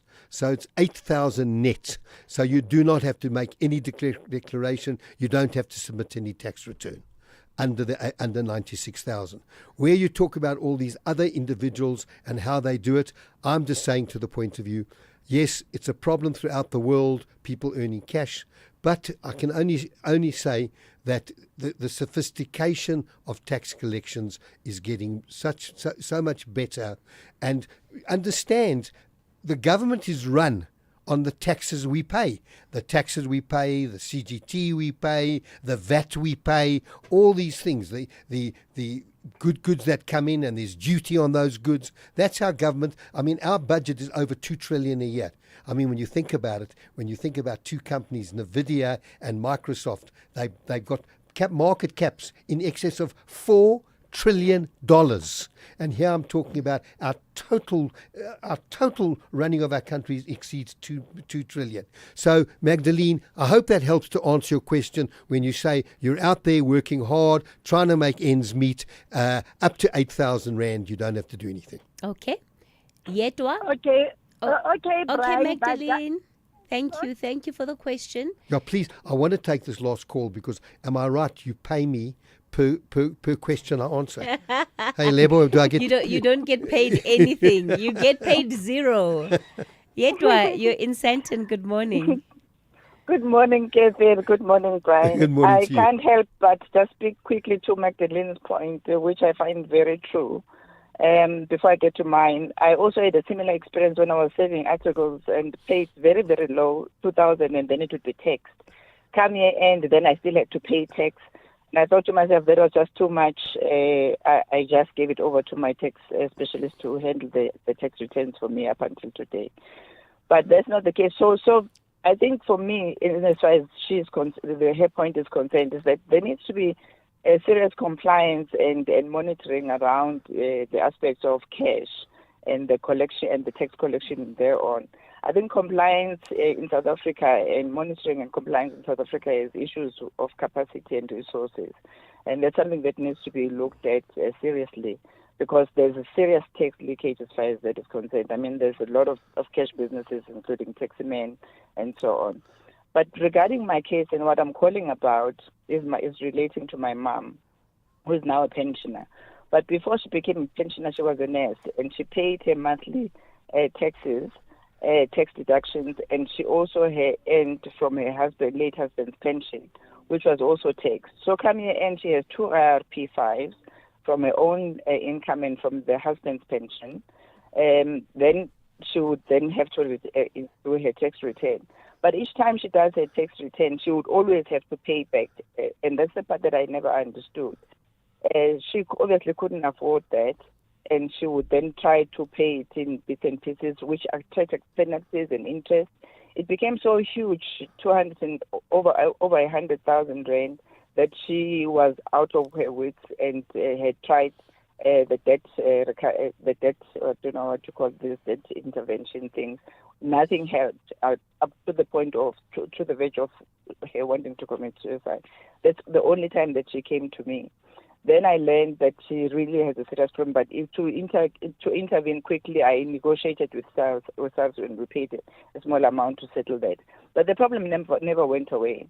And as far as I'm concerned, that to me sounds like a double taxation, because she's already paid on her monthly taxes, and the fact that she has 2 IRP5s tells me that she has been appropriately taxed on both incomes. So why the additional tax?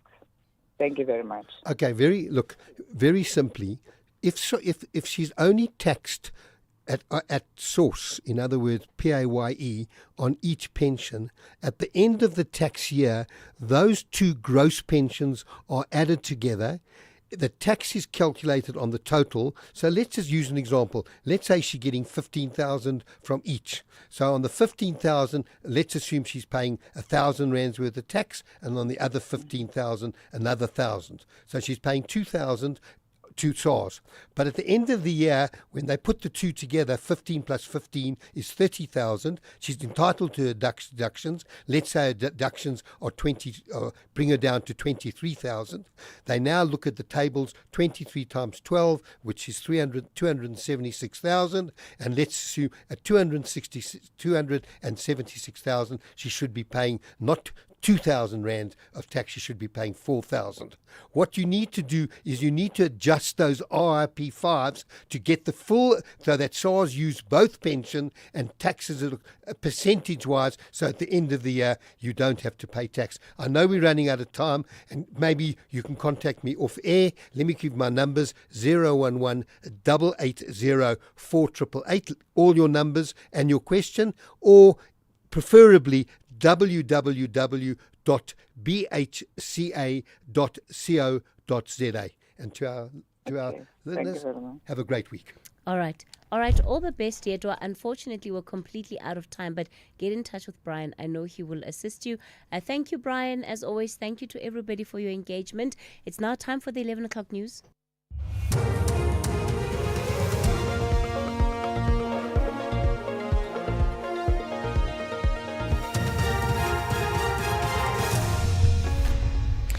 Thank you, Cathy. On the top stories, SAMU calls for policies to protect whistleblowers and UN Security Council to discuss the fate of remaining hostages in Gaza. For SAFM News, I am Ondelambana and a very good morning. The South African Municipal Workers Union has called for the implementation of policies that protect municipal workers who expose corruption. The union says the government is not doing enough to support and protect whistleblowers in municipalities. A recent report has revealed that 148 municipal officials have been murdered since 2018 countrywide, many of whom were linked to exposing corruption. The union says the deadly trend threatens service delivery and silences accountability. SAMU General Secretary Dumisane Magogula says with enhanced security, there will be a culture of accountability. We believe that a national policy linked to law enforcement, a policy linked to the bargaining council as well, so that it becomes enforceable, should be in place to support whistleblowers. We are calling for establishment of secure channels. We have been working with Corruption Watch, but within the municipalities and within the sector, there is no channel where you will be able to report any form of corruption or any suspicion thereof. Patriotic Alliance's suspended Deputy President Ken Kunene has failed to appeal the Equality Court's 2023 finding that his labelling of EFF leader Julius Malema as a cockroach 4 times in a television interview in the context of a political party debate is hate speech. The High Court in Johannesburg upheld with costs the Equality Court's core finding that the repeated use of the word cockroach to describe Malema amounted to hate speech. The central question in Kunene's appeal is whether one political leader who calls another political leader a cockroach commits an act of hate speech. Kenny Mapanga reports. Kunene argued in the appeal that his utterances do not fall within the ambit of Section 10 of the Equality Act because they were personal attacks on Malema rather than on any group of which Malema is a member. The High Court, however, found among other things that the use of the word quote-unquote cockroach would reasonably have been understood as evincing a clear intent to harm and promoted hatred of Malema, and that the use of the word conveys that Malema is not human. Kunene was ordered to apologize within 1 month of this order, and he is interdicted from using the said word in future. Kani Mapanga, SABC News, Johannesburg. A 26-year-old man has been sentenced to life imprisonment for raping a teenager in Florida west of Johannesburg in 2021. The convicted rapist was a security officer at a complex where the 14-year-old victim lived. Paul Libona raped the girl at the complex's washing area after she asked him to open for her. NPA spokesperson Pindim Jonondwane says they welcome the Roodepoort Magistrate Court ruling. The victim is said to have requested access to a communal washing area through Libona, who thereafter locked her inside and subsequently raped her. However, the victim managed to escape and alerted other residents within the complex, and through their help, Libona was arrested immediately at the crime scene. We welcome the court's ruling as the NPA as it signals the seriousness of the criminal justice system in dealing with violent crimes against children. 28 more suspected illegal miners have resurfaced at the Sheba gold mine in Barberton, Mpumalanga. A total of 546 people have now been arrested at the mine since last week. On Friday, 494 illegal miners were arrested and 24 others were arrested yesterday, and police say more arrests are expected. Food supply has been cut to force those underground to resurface. Those arrested on Friday have appeared in the Barberton Magistrates Court, and their matter was postponed to next Monday for further investigation. The UN Security Council is due to meet today to discuss the fate of the remaining hostages still held in Gaza. It comes amid reports that the Israeli Security Cabinet will consider a plan to reoccupy all of the territory. BBC's Yolande Nell has the details. The UN session was called after Palestinian armed groups put out videos showing 2 of the hostages, Ron Breslavsky and Evyatar David, looking weak and emaciated. Their families want immediate action to bring them home, and they've expressed alarm at suggestions the Israeli Prime Minister now wants to reoccupy all of Gaza, including areas where it's believed the hostages are held, a step which could endanger them. In Gaza, the humanitarian situation remains dire. Witnesses and hospitals say dozens of Palestinians were killed or wounded in the past day. Recapping the top story, the South African Municipal Workers Union has called for the implementation of policies that protect municipal workers who expose corruption. I'm Mondelambana for SFM News Headlines at 11:30. Here, there, and everywhere. SAFM 105.1 FM in Johannesburg.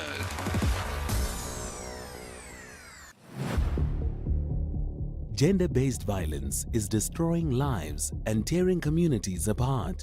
It happens in homes, in schools, at workplaces, and too often in silence. But it doesn't have to continue. If you see it, speak out. If you are hurting, reach out. Because doing nothing is not an option. Listen to all 19 SABC radio stations from Wednesday, the 23rd of July for hard talk, discussions, advice, dramas, educational shows and interviews around GBV with experts, survivors, lawmakers and a whole country affected by gender-based violence. All on your favorite SABC radio station. Call 0800 428 428 to report abuse or get help. GBV, it ends with you. This message is brought to you by the SABC. The Talking Point with Cathy Mohlahlana. Weekdays 9 a.m. till midday. Good morning, Cathy. Anything that taking power away from the ANC, be it by SACP wanting to stand on their own, even though like a few people will vote for them, it's going to be them and their families, and they won't really get enough votes. But for the fact that they are taking something from the ANC, it's gonna work for the country. Anything that's separating or just stealing like a few votes from the ANC, we like it. It will work for South Africa because we need the ANC out. It's not going to be easy. Malema said it like it's a monster. It needs to be eaten like an elephant, piece by piece. So these are the small pieces that will work for the country. And yes, let SACP go stand on their own. And then we want to see what's going to happen. My name is Joe from Somerset West. Says Katie. Kalushima Busela from Mukopani. It is my wish that the alliance break up. It will be a heyday for us as workers because what they need us for is for our contribution through COSATU because we are funding them, and then it's not benefiting us in any way. In fact, it is forcing us to vote for the people that we do not want. Thank you very much. There's no Communist Party which wants to contest independently from the ANC, but one man in the name of Solima Paela, who's so much bitter, understandably so, with the ANC, in that he is the first person in the history of Communist Party, the first General Secretary of the Communist Party who did not serve in cabinet. He's very much bitter, very disappointed. Remember, he's a human being before he becomes the leader of the Communist Party, that psychologically, emotionally, and otherwise, he has been seeing himself in Cape Town as a minister of this and that department. So the family, the children, the relatives, they've been looking at him as the minister in waiting, but all those dreams came to nothing because of Government of National Unity. Thank you. Active citizen in Polokwane. With the ever-changing financial landscape, it can be difficult to make sense of all the moves at times. Join me, Jimmy Moyaha, on the SAFM Market Update with MoneyWeb, Mondays to Thursdays, 6 to 7 p.m, as we break down the key market trends, top financial stories, and smart investment insights, all in one place. It's everything you need to stay financially informed and ahead of the curve. Don't miss out on the Powerball jackpot, estimated at a mind-blowing 124 million rand this Tuesday. Don't delay. Dare to dream big by playing Powerball for the estimated 124 million rand jackpot today for your chance at multi-millions.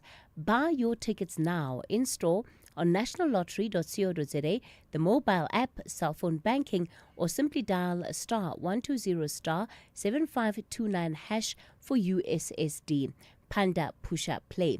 Players must be 18 years or older. Play responsibly. Ituba is the proud operator of the National Lottery.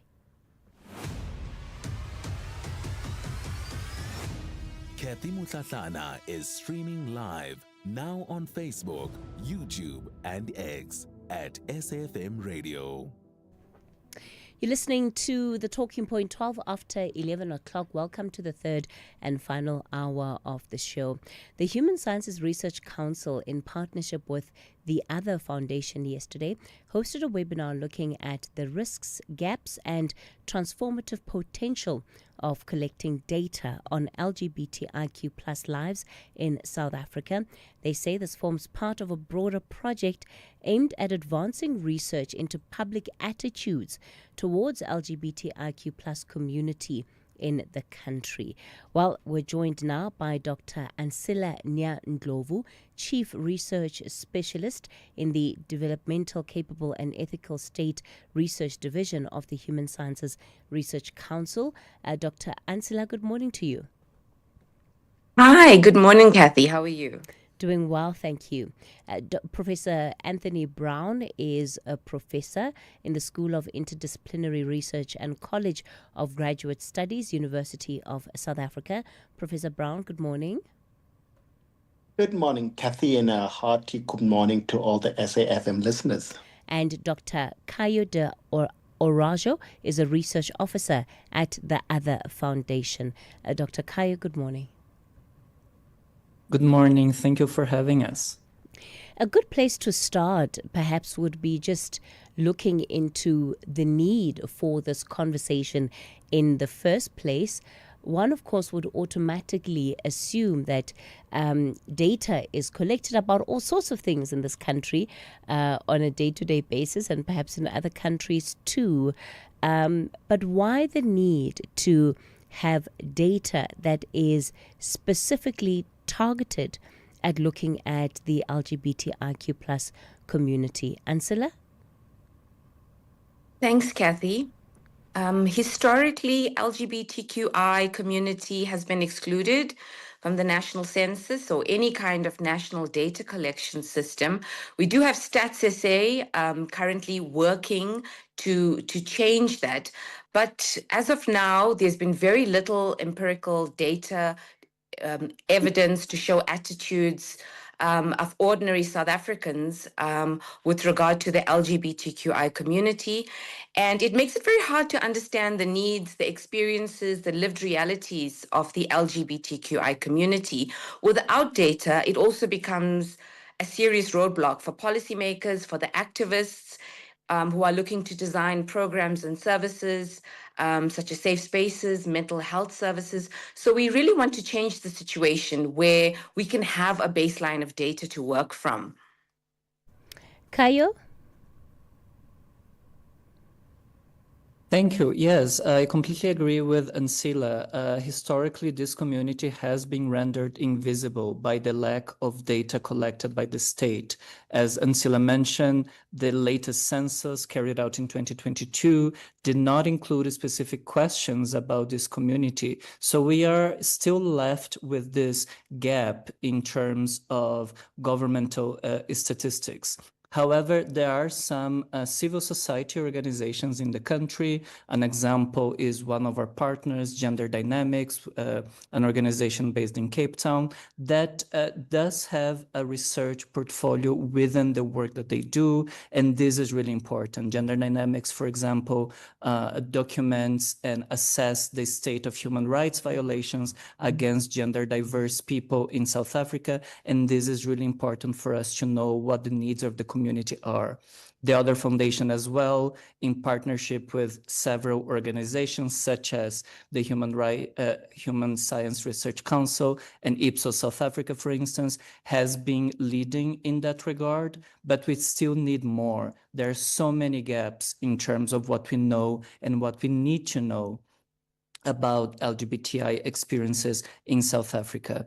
As Ansila already commented, it's not only a matter of scientific or intellectual curiosity. We need this information to be able to tailor better policies, to be able to inform our advocacy in how we advance the rights of this community in South Africa. Anthony, earlier, I think it was Ansila who says that it's quite clear that the LGBTIQ plus community has been excluded from data collection. In what ways would you say that that has happened? And has it happened intentionally, or is it by omission? And if you need me to explain that further, I can. No, thank you so much, Cathy. I think your question is quite clear, and it's a very critical question that you are asking. In what way have the LGBTI communities been excluded?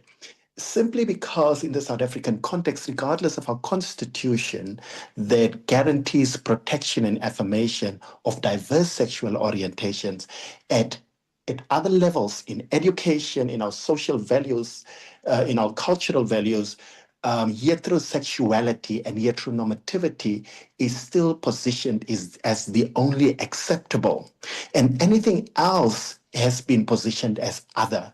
And whenever you are other, you are silenced, you are excluded. And so this cohort of knowledge creation has also been suppressed. It is not a main research area in the academic space. There is a discourse that it's called the dirty research because you are different from what is the acceptable.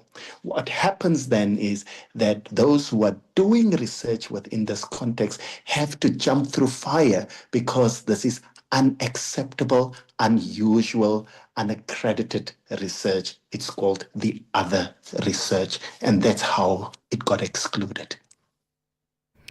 So just expand on that for me a bit further, Anthony. So if we have researchers perhaps that are going into a particular community, and let's say we'll take the census, for example, they're looking at how many people have access to electricity. So they'll say, in how many years we've been able to power up X amount of houses with power. And by and large, as you rightly point out, when we get into the demographic of that, we're likely to find gender, male, female. But that's probably about as far as it goes. So if we were to look at collection of data in that sense, how would it need to be done differently to accommodate or to cover the gaps that you're talking about? So help us reimagine what the status quo could be. Because we thank you so much for that question, and I again want to appreciate that question. Because the LGBTIQ plus community is almost an invisibilized community, in order to bring them to the mainstream conversation, to the mainstream identities, we need to bring them in the demographics thereof. Are people willing to identify or have their identities marked on these various documents in terms of their sexual orientation and their gender identities and expressions? Do we have a category that says that I am transgender? No, that's not there. However, it's guaranteed in our constitution. Do we have a category on any document where you can express your sexual orientation and the option not to? That is not available on our documents. It was quite interesting when I went to a police station and then they had a category for service that they render, and they had LGBTIQ plus as a category, as if this acronym is unanimous to one group of people. And people express and identify differently. But what is important is that in these biographical details, we should give people the option to be visible and that their voice be heard in whatever data we are recording. Sure, Thank you. That's an interesting point that you're making. Ansila, one would have thought that having the acronym there as an option, right, for one to perhaps tick or to maybe even state which part of the alphabet they identify as would be sufficient. But Anthony's saying that it's not enough.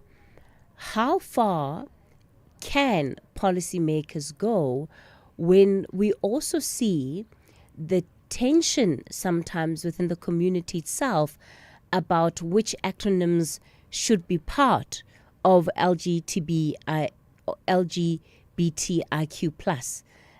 Because there have been some debates over the years over what should stay and what should go. Yes, thank you for that, Cathy. I think you're pointing also to a very important methodological challenge when it comes to research in the LGBTQI space. The range of identities under the LGBTQI umbrella are diverse. So one is hard pressed to keep up with the sort of constantly evolving terminology. And in this way, it can also be challenging to develop sort of consistent measurement tools. I also want to point to another methodological challenge, and that is something related to the question that you were asking, Anthony, about conducting research. There are linguistic challenges to confront as well. There's sensitivities around language, around translation. For example, there are still some very offensive terms, such as Stabani in Zulu, Mofi in Afrikaans, which are still prevalent. And, these are some of the linguistic challenges that we would need to manage in order to implement a very sensitive approach to such research in communities.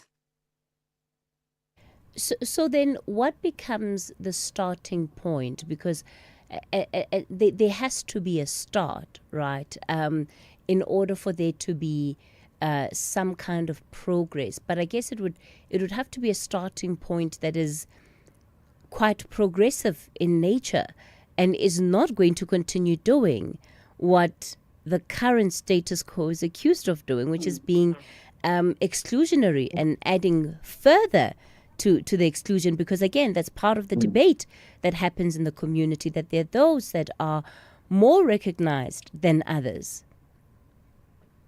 So Cathy, you're absolutely right. We are engaged in such conversations at the moment. You're aware that the HSRC fielded a survey on attitudes to homosexuality and non-gender conformity in 2015. Now we are engaged in these discussions about various things such as sampling, sensitivities, translation, etc. We really need that baseline of data to work with.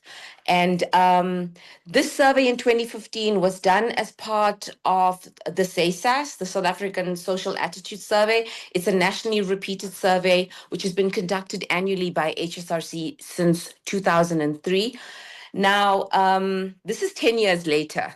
So we are trying very much to work consultatively with the other foundation, with a range of civil society organizations to make sure that we take into account all these various sensitivities, given that LGBTI communities have a history of prejudice, of stigmatization. They can be also reluctant to be seen as research subjects, reluctant to disclose sexual orientation, gender identities. And yes, this is very much a new approach. An updated approach is something that we are looking to actively take forward. Kayo, perhaps if we were to look at this through a different prism and to say, in what ways can the research that has already been conducted on the LGBTIQ plus community be used to inform, to guide the way in which researchers more broadly that are collecting general population data then begin to do their work differently. So how have you grappled with some of these challenges? And I'll confine it to challenges that the community is facing. And what are the lessons that you believe you might be able to export more broadly to research organizations? Thank you so much, Cathy. I think this question is really important. And I go back to your previous question where to think about where can we start, right? Where can we start and how can we do better? I think this is the crux of the matter that we are discussing today. Now, in terms of best practices that we have been seeing in the last 10 years, we have to understand that the field of gender and sexuality research in South Africa and in the world has expanded immensely in the last 10 years. Part of that expansion has to do with the fact that civil society is a lot more organized. Civil society today, civil society organizations are at a much better stance to collaborate with research institutions and to demand to be included in research design and implementation in particular ways.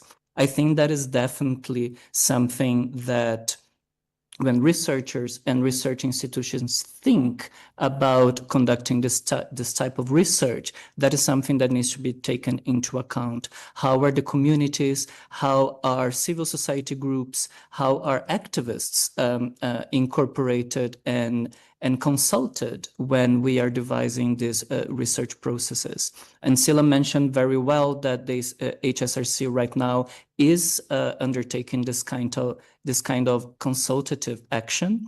And I think this is something that we have learned. There's a saying in civil society and in the development sector in general, which is nothing about us without us. That applies to the LGBTI communities as well. So participatory approach, consultative methods are issues that we have learned need to be implemented when we are talking about this kind of research.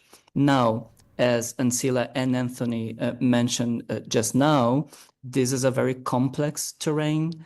The language is always evolving, as language does. But something that we discussed yesterday in the webinar that we hosted is that complexity cannot be an excuse to inaction, right? Just because the issue is complex, it does not mean that it cannot be researched and that we cannot develop methodologies appropriate to deal with this complexity. Okay, we're going to continue this conversation shortly. It's 11:30 now, time for your latest news headlines. Thank you, Cathy. On the news headlines, the Department of International Relations has sought to clarify that ambassadors do not negotiate trade talks between different states. The department says the idea that the absence of an ambassador is a barrier to trade negotiations is misguided. The Mduba Regional Court on the KwaZulu-Natal North Coast has sentenced a 32-year-old taxi association security guard to 12 years in prison for attempted murder after an attack on a metered taxi driver. And the South African Municipal Workers Union has called for the implementation of policies that protect municipal workers who expose corruption. A full update follows at the top of the hour.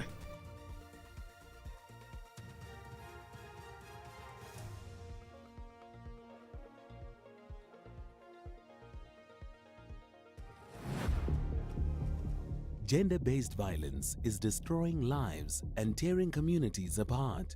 It happens in homes, in schools, at workplaces, and too often in silence.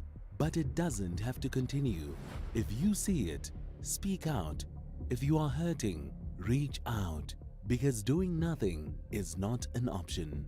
Listen to all 19 SABC radio stations from Wednesday, the 23rd of July for hard talk, discussions, advice, dramas, educational shows and interviews around GBV with experts, survivors, lawmakers and a whole country affected by gender-based violence. All on your favorite SABC radio station.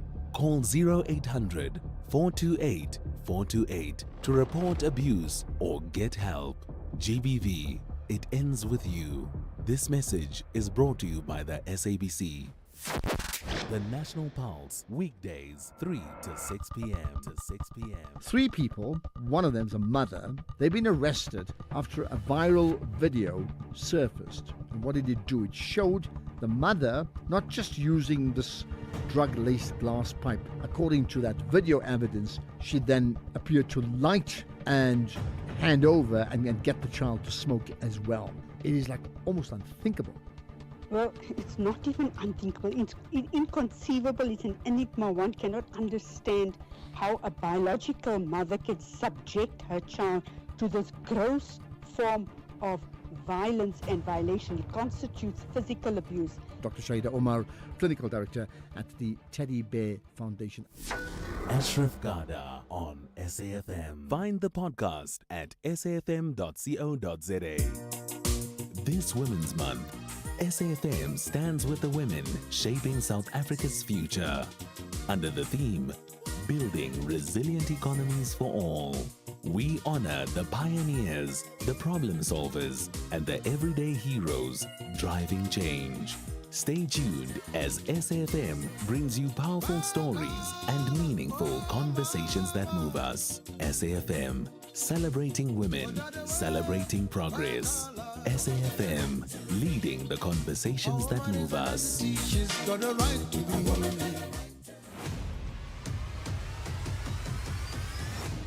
Cathy Mohlahlana is streaming live now on Facebook, YouTube, and X at SAFM Radio. All right, we continue the conversation on the talking point. We're looking at the collection of data in as far as it relates to the LGBTIQ plus community and why it is that we see such gaps in data collection related to this group. Joining us for this conversation, Dr. Ansila Nya Ndlovu, who is with the Human Sciences Research Council, Dr. Kayo de Orajo, Research Officer at the Other Foundation, and Professor Anthony Brown, Professor in the School of Interdisciplinary Research at the University of South Africa. The next part of our conversation that I think would be really important for us to look at would be the areas of research that you believe there has been very little work being done, and how you also think this would be helpful and would be able to assist not only policymakers, but I think to assist society at large. Anthony? Thank you so much, Cathy. I think one of the challenges that we have had with LGBTIQ plus research is that it has focused quite extensively on violence and discrimination. Now, this is accurate because of the othering that these communities are subjected to. But this is not the only aspect of their lives. There are positive aspects. There's agency aspects. There are individuals who make an impact on society. And when we focus only on the violence and discrimination, we inaccurately position this community as a highly at risk community, and their entire life and being queer is a risky lifestyle. And so we need a balanced research of how LGBTIQ plus identities navigate their life through the positives as well as through the challenges that they are exposed to, like any other human being. And what we find now with ethics committees where research is approved is because of this focus on risky and discriminatory and violent experiences, all LGBTIQ plus research is positioned as high-risk research, regardless of the context of this research. And so I think we need to have a more balanced, a more humanistic approach of the lived experiences of LGBTIQ plus identities. Kayo, what would you add to that? I couldn't agree more. Another aspect that has really shaped gender and sexuality research in not only in South Africa, but in Southern Africa more broadly, is the focus on issues of HIV and sexual health.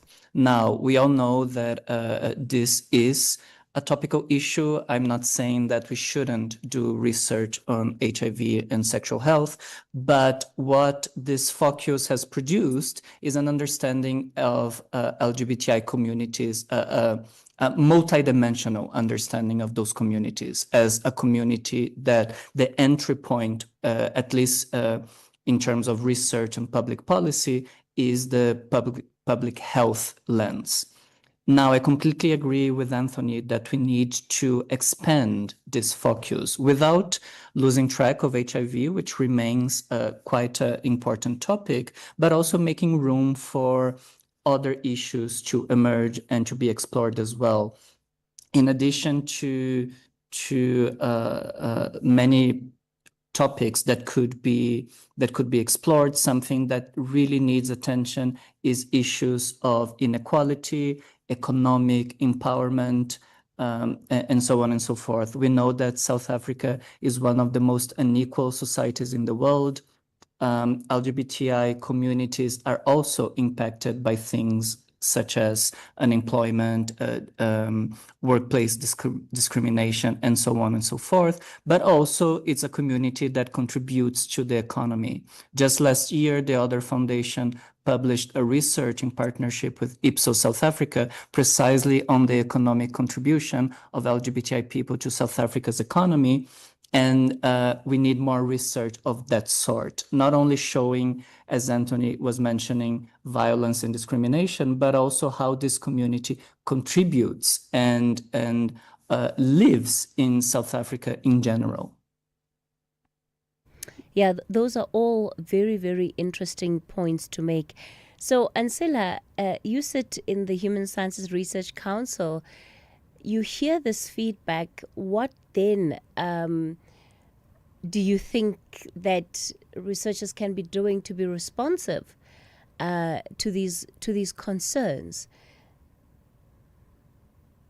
At the HSRC, we are interested in exploring social attitudes. So, I would refer back to the report that was published in 2015, Progressive or Prudish. The results were a mixed bag. I think there was some case for cautious optimism. More than half the respondents indicated very positively on a range of measures, such as support of family members, acceptance of LGBTQI in the community, but also the majority of respondents indicate, that's 72%, indicated that same-sex relations were morally wrong. So we are a progressive society, but there's also a strong prudish or kind of conservative element. And I think that there are avenues for future research here.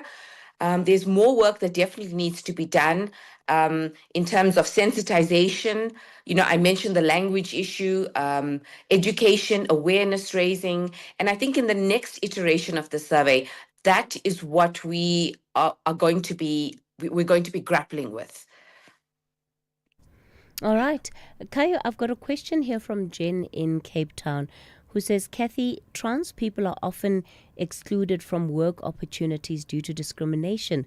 Are there any organizations that can help with LGBTIQ plus friendly job opportunities rather? Thank you so much, Cathy. I think this question is really important. South Africa, as Ansela was just saying, in terms of the LGBTI community, there are immense progress, but there are also significant setbacks. And economic inclusion is still a major gap for LGBTI communities in the country. I just mentioned the research that the Other Foundation published last year. I would recommend viewers that are interested in this topic to go to our website to see the results. But what we have found is that despite the fact that the LGBTI community is economically active, is contributing around 250 billion rands annually to the South African economy, they also experience high levels of workplace discrimination. In that, transgender people, gender diverse people are the ones that are mostly suffering from workplace discrimination, from lack of access to job opportunities, from lack of access to career progression. So that's definitely something that we need to pay more attention to. There are some organizations in the country dealing specifically with gender diverse people. As I mentioned just now, in Cape Town, there is Gender Dynamics, who are doing amazing work in advancing the rights of transgender people in the country. So I would advise any of your audience members that are interested in learning more about what can be done to check them out on the internet as well. Their website will have some of the programs that they currently run. And which website is that? Gender Dynamics. Okay, Gender Dynamics website. All right. So, Jen in Cape Yes. Town, I hope that helps. Go to Gender Dynamics, Google it, and see if nothing on that website comes up that can assist you.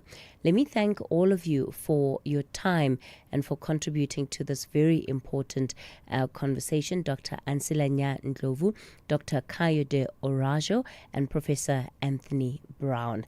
That brings us towards the end of the show for today. Up next, we're going to get into the book reading. The show, of course, is going to be back with you again tomorrow between 9 o'clock and midday. Do stay tuned to SAFM for all your latest news and current affairs updates. This Women's Month, SAFM stands with the women shaping South Africa's future. Under the theme, Building Resilient Economies for All, we honor the pioneers, the problem solvers, and the everyday heroes driving change. Stay tuned as SAFM brings you powerful stories and meaningful conversations that move us. SAFM, celebrating women, celebrating progress.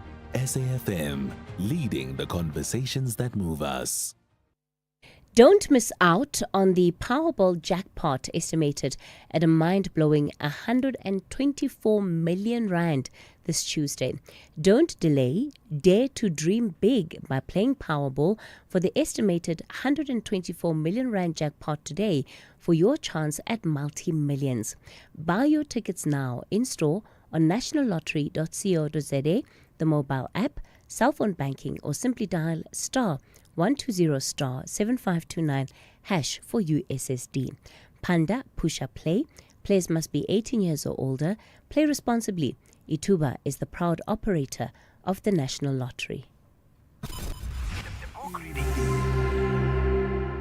SFM's award-winning drama department presents another episode of the book, A Testament of Hope, the autobiography of Dr. Sam Motswenyane.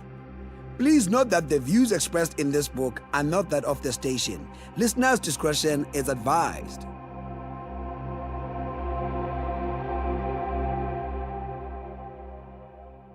After receiving the government's letter for authorization to register the bank, the executive of NAFCOC, under my leadership, undertook an extended tour of the homelands. We started having interviews with homeland leaders, beginning with Chief Gaja Buthelezi in Zululand. He not only supported the idea, but was also willing to have his government join as a shareholder. He said the Zululand government was prepared to give full support to the bank and would even buy shares worth 25,000 rand instead of the 100 that we were collecting from individuals. Chief Buthelezi was honest and sincere in making this pledge because the Zululand government did indeed pay the money for the shares. The second homeland leader that we approached was Chief Cathy Mohlahlana of the Transkei. Chief Mohlahlana was highly supportive of the project and thus became our second supporter. The chief also knew me quite well from the time that I worked with the ANSCA in his area of Skofimvaba and at Ngoga. As someone who had also been associated with ANSCA, the chief encouraged us and said, "Go ahead, Sam, you have our support."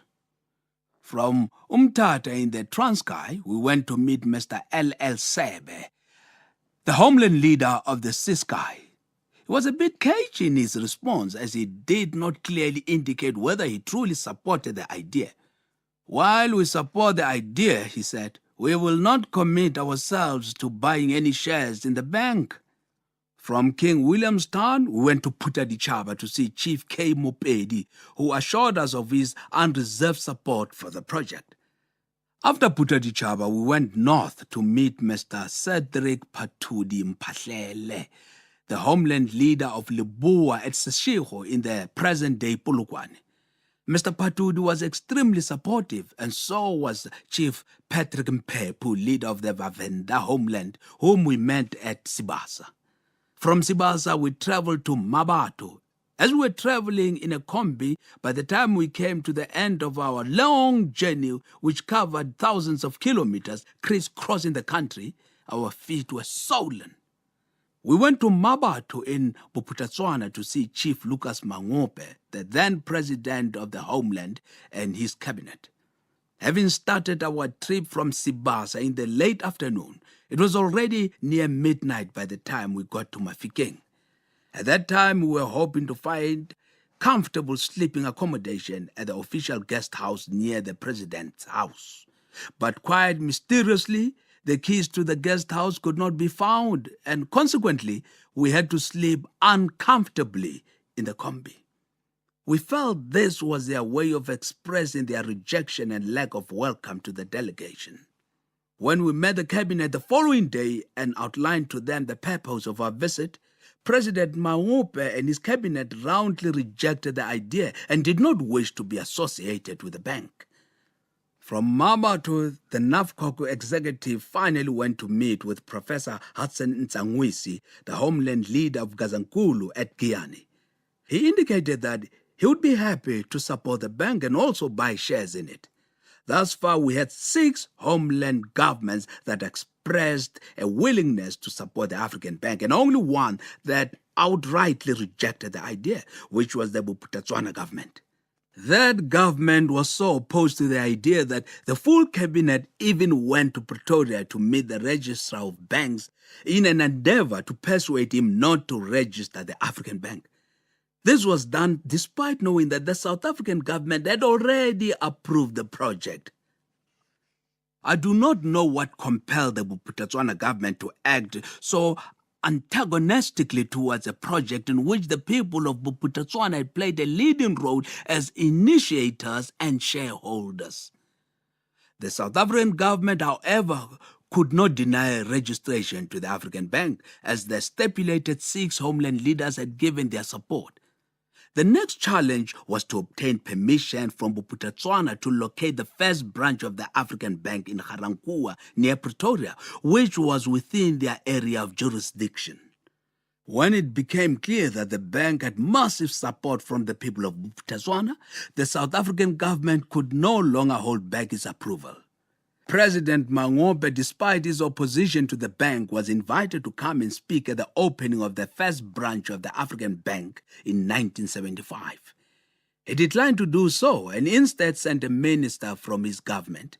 The event was so historic that one would have thought that he would have wanted to share the glory with the black people, particularly with the residents of Bophuthatswana who had played a major role in the establishment of the bank. When the bank was finally registered in 1975, I was elected as its first chairman. By then, the R1 million that was to be subscribed for shares by the members of NAFCOC and the community was fully subscribed, and the 6 major banks came in as minor partners. Garankuwa was chosen because of its proximity to Pretoria. Although situated in a homeland, Garankuwa was, however, the closest to an urban area. The people of the Northwest contributed more shares towards the start of the bank than any other area, and for that reason, it was considered justifiable to consider Garankuwa as an ideal location for the first branch of the bank. On that day, 1975, when we inaugurated the first branch of the African Bank in Garankuwa, there was a tremendous downpour of rain. Just after we said amen, the rain came down in torrents. The streets in the townships were flowing with water and people happily shouted, "Pula!" Rain. We listened to the most beautiful music composed for the occasion by Professor Mzilikazi Khumalo, who personally conducted the choir at the opening of the African Bank. We sang "Glory Hallelujah" when our long-cherished dream was transformed into reality. Crisis at the African Bank. Just before I went to Saudi Arabia in 1995, I was involved in critical negotiations with the government to save the African Bank from impending collapse.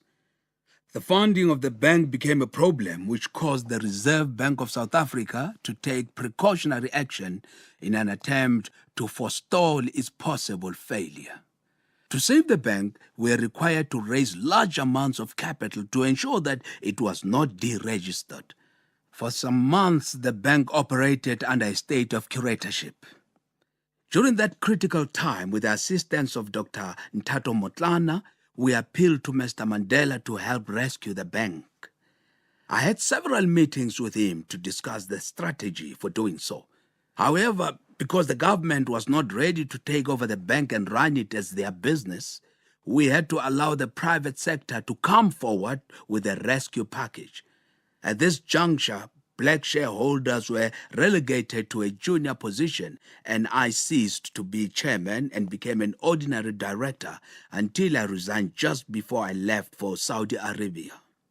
Earlier, Dr. Cathy Mohlahlana, Jonty Sandler, and I had formed a company called Corporate Africa Pty Limited, in which many leading NAFCOC members and prominent businessmen were invited to participate.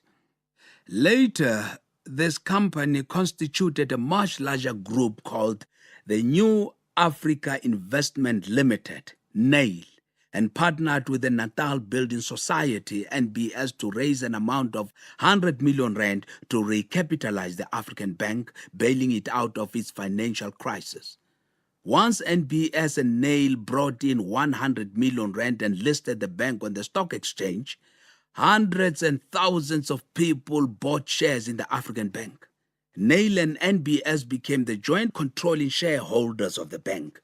Today, the bank is worth billions of rand and is run quite differently. Under new management, the bank closed its loss-making branches and completely transformed itself into a purely lending institution where people no longer deposit money but are able to raise loans. I continue to remind black people that the African Bank is an institution that was created with a great deal of sacrifice by black people themselves.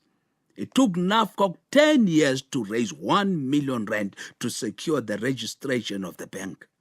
Thereafter, we ran it for 20 years as a savings and loan institution before it encountered problems.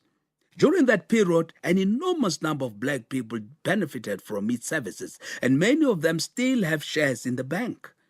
Today, more young African people have the kind of money which we did not have. We, unlike them, were capitalists without capital. Today, we also have better skills and the capacity to take over the bank and to run it as efficiently as it should be run. The African Bank, as a creation of black people, should not be allowed to remain forever under the control of white people. We must endeavor to regain its control by acquiring more shares in the bank.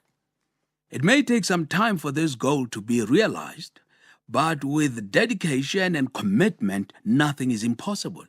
We have to make black people more conscious about savings.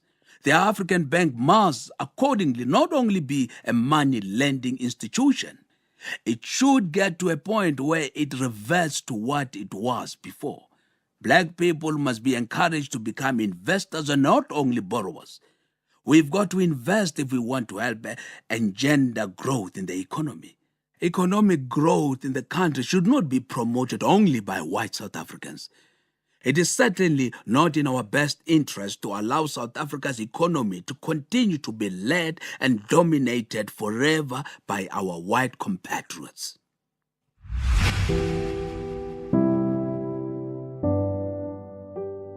That was another episode of the book, A Testament of Hope, the autobiography of Dr. Sam Motswenyane.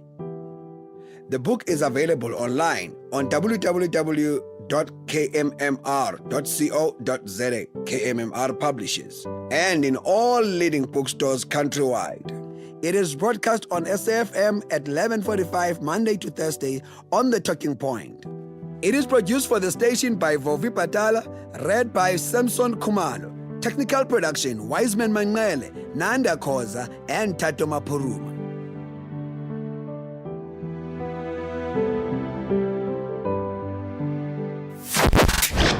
The Morning Brief.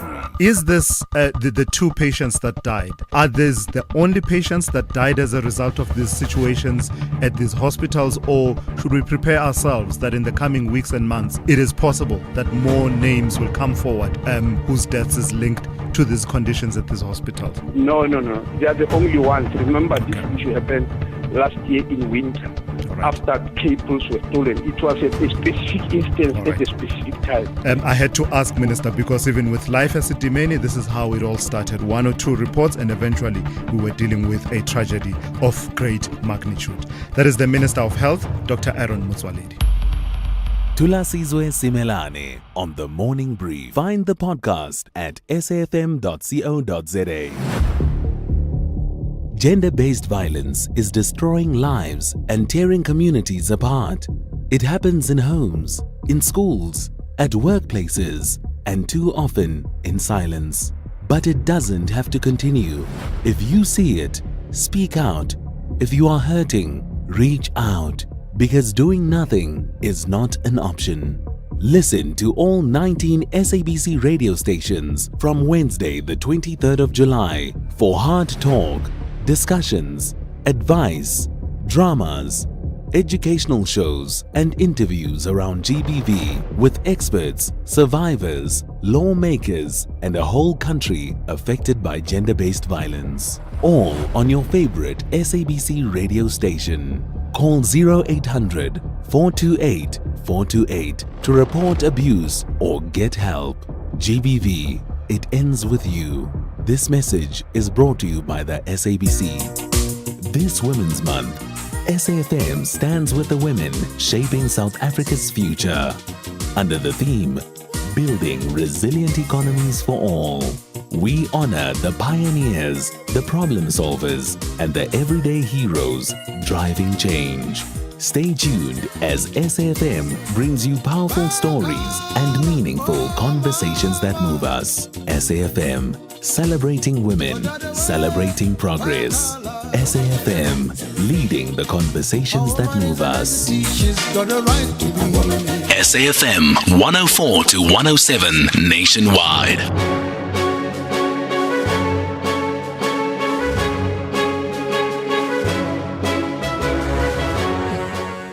12 o'clock on Tuesday, the 5th of August 2025. A very warm welcome to Update at Noon here on SAFM. Leading the conversation, I'm Sakina Kamwendo. Coming up in the next hour, we have a duty here to raise the flag of the Parliament of the Republic and reignite the confidence of the people of South Africa in Parliament as an institution. the ad hoc committee to investigate allegations made by Lieutenant General Nhlanhla Mkhwanazi has elected ANC Member of Parliament Mulapi Soviet Lekhanyane as the Parliament's ad hoc committee chairperson. And a new report shows that South Africa's public service struggles with implementation, corruption and innovation. Coming up in sport. It's a quiet sports day today, so we'll look at Chan, but also we're going to revisit VAR in local football. Yeah. Indeed. Looking forward to it. John Jericho with those details later in the show. For now, let us know what's on your mind. 41391 is the SMS line number to share your views with us, and you'll be charged R150 per SMS. You can also get in touch via X at SABC News_radio, or you can send us a WhatsApp voice note on 082-692-3909. Well, these and more stories coming up on this Tuesday edition of Update at Noon. First, though, here's the latest news with Ondela Mbana.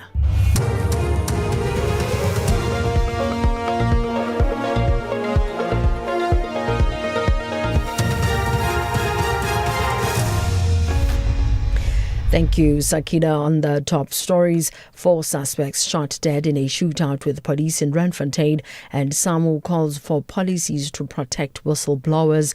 For SFM News, I am Ondelambana, and a very good day. 4 suspects have been fatally shot during a shootout with police in Randfontein, west of Johannesburg. The exact circumstances of the incident are still unclear at this stage. However, according to police, the suspects were believed to be on their way to commit an armed robbery before they were intercepted. An SABC News crew is en route to the scene, and further details will follow on the next news bulletin. The Department of Mineral and Petroleum Resources has announced that both grades of petrol will decrease by 28 cents per litre at midnight. However, the price of diesel is set to increase by 63 and 65 cents per litre, depending on the grade. Illuminating paraffin is expected to increase by 43 cents per litre at retail level, while LP gas will see some reduction. Department's Robert Magge says international factors have contributed to the fuel adjustments. And LP gas will decrease by 69 cents per kilogram and by 78 cents per kilogram in the Western Cape. The reasons are as follows. The slightly lower price of oil on average during the period under review, and the rand strengthened slightly against the US dollar and cushioned the prices by 4 to 5 cents per litre. The slate levy remained unchanged at 0 cents per litre in the price structures of petrol and diesel. The ad hoc committee of Parliament established to investigate allegations of threats to national security has elected Mohlahlana as its chairperson. Parliament established the committee 2 weeks ago following explosive allegations by KZN Police Commissioner Lieutenant General Ntantla Mkhwanazi that some of the most senior officials in South African Police Service are involved in corruption, and that Police Minister Senzo Mchunu, who has been placed on special leave, is associated with criminal syndicates. Mohlahlana is a member of the ANC serving on the 11-member committee. The South African Municipal Workers Union has called for the implementation of policies that protect municipal workers who expose corruption. The union says the government is not doing enough to support and protect whistleblowers in municipalities. A recent report has revealed that 148 municipal officials have been murdered since 2018 countrywide, many of whom were linked to exposing corruption. The union says the deadly trend threatens service delivery and silences accountability. SAMU General Secretary Dumisane Magagula says with enhanced security there will be a culture of accountability. We believe that a national policy linked to law enforcement, a policy linked to the bargaining council as well, so that it becomes enforceable, should be in place to support whistleblowers. We are calling for establishment of secure channels. We have been working with Corruption Watch, but within the municipalities and within the sector, there is no channel where you will be able to report any form of corruption or any suspicion thereof. The Department of International Relations has sought to clarify that ambassadors do not negotiate trade talks between different states. The department says the idea that the absence of an ambassador is a barrier to trade negotiations is misguided. This comes amidst growing concerns that the lack of an ambassador may be delaying a trade deal with the United States on the looming 30% tariffs. The tariffs are expected to take effect on Thursday if a new trade deal is not reached. Government is continuing to engage with the Trump administration. Department spokesperson Crispin Piri says the response has been slow. Although there's been engagement, the response has been slow. For example, we've signed a non-disclosure agreement, which we were asked to sign. And then now, what is the next step? And the response to that has been slow. And I think it's kind of expected, given the fact that the U.S. at this moment is negotiating with the entire world almost at the same time. So there are multiple engagements happening with the same set of officials, with many various officials of the world. So I would think that there would be some drawbacks in terms of concluding deals as fast as possible. Recapping the top story, 4 suspects have been fatally shot during a shootout with police in Randfontein, west of Johannesburg. I am Ondelambana for SFM News Headlines at 12:30. Update at noon with Sakina Kamwendo, midday to 1 p.m. Well, a very good afternoon, everybody. 7 minutes after 12 it is. Thanks for being with us on Update at Noon. Ndelambana will keep us up to speed with the latest news developments. But of course, so do we in terms of just updating you on what's happening as we go along. And Parliament's ad hoc committee, which has been established to investigate allegations regarding national safety threats, has gotten off to an interesting start, I'd say. This follows comments by Parliament's legal services insinuating that comments made by KwaZulu-Natal Police Commissioner Lieutenant General Nhlanhla Mkhwanazi during his much talked about media briefing were lacked evidence. Now, Mkhwanazi alleged that some of the most senior officials in the South African Police Service are involved in corruption and that Police Minister Senzo Mchunu, who has been placed on special leave, may be associated with criminal syndicates. Now, currently, members of the ad hoc committee are deliberating on the chairperson who's been elected, and that, of course, is ANC member Soviet Lechanyane, who hails from Limpopo, as he introduced himself to the committee, and he was elected unopposed. But let's take you there as those deliberations continue. And as I look at my screen now, I see the ANC Chief Whip, Mdumiseni Ntuli, currently speaking. Not on the basis of the political parties where we come from, because if we take that direction, it's going to contaminate the work of the committee. And I don't think that we want to start off in that way. I think our own approach must be that we note this concern, and we don't just dismiss it. It may very well be that there are other people who are not here who share that concern. But the assurance we need to give to her and them is that as a committee, we are going to discharge our responsibilities in a way that is consistent with what is required by the Constitution of the Republic and the laws of Parliament as members of Parliament. And there should not be a fear that because there are others who are coming from this or the other political party, this might in any way contaminate negatively the process that we are engaged on. I think we need to give each other that assurance and get our work be tested in action, as opposed to what may be our own preconceived ideas about one another as we start our work. Thanks. Yeah. All right, live visuals there from Parliament where the ad hoc... Indeed, and taking that feed there from television, and interesting deliberations this morning. Soviet Lechanyane elected unopposed after Julius Malema, I think, was nominated but declined. And then the members went on to discuss the terms of reference during which a comment was made by one of the legal services members from Parliament that insinuated that what Lieutenant General Mkhwanazi said during that media briefing does not constitute evidence. So the members of the committee then did push back quite vehemently against what was said by the said member of the legal fraternity there. And they then instituted, or rather came to some form of agreement in terms of timelines by when the parties need to make their submissions. And of course, they are now still talking. And the discussion that you just heard was, of course, after Darlene James of Action SA had actually noted that they were, she wanted to place on record, I should say, the fact that they did not have any right to vote and so on.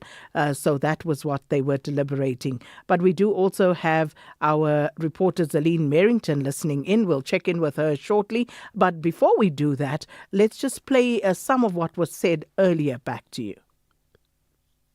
I don't know what is this remark that General Mkhwanazi is not what he presented is not evidence. I don't know where does that arise, because it doesn't arise at all. We're just trying to get an advice on how those things can be dealt with. General Mkhwanazi, you can't say what he presented is not evidence. We'll deal with that. We're still dealing with terms of reference. We can't start by saying General Mkhwanazi, what he said is not evidence. That's very dismissive. Right at the beginning, we're starting on a wrong footing. So please, when people are asked, especially support staff, they must not enter into the terrain. They must just give us technical advice and leave the rest to us. Because we're not going to live here being part of a remark that says what Mukhwanazi said is not evidence. Thanks, Chair. Yeah, thank you very much. No, largely covered by the two speakers who have spoken before me. I just wanted to put an emphasis on the fact that the terms of reference, the draft that has been made already, must be circulated today so that we can go and consult our parties, because we also want to hear the sentiments of the parties that we are representing here.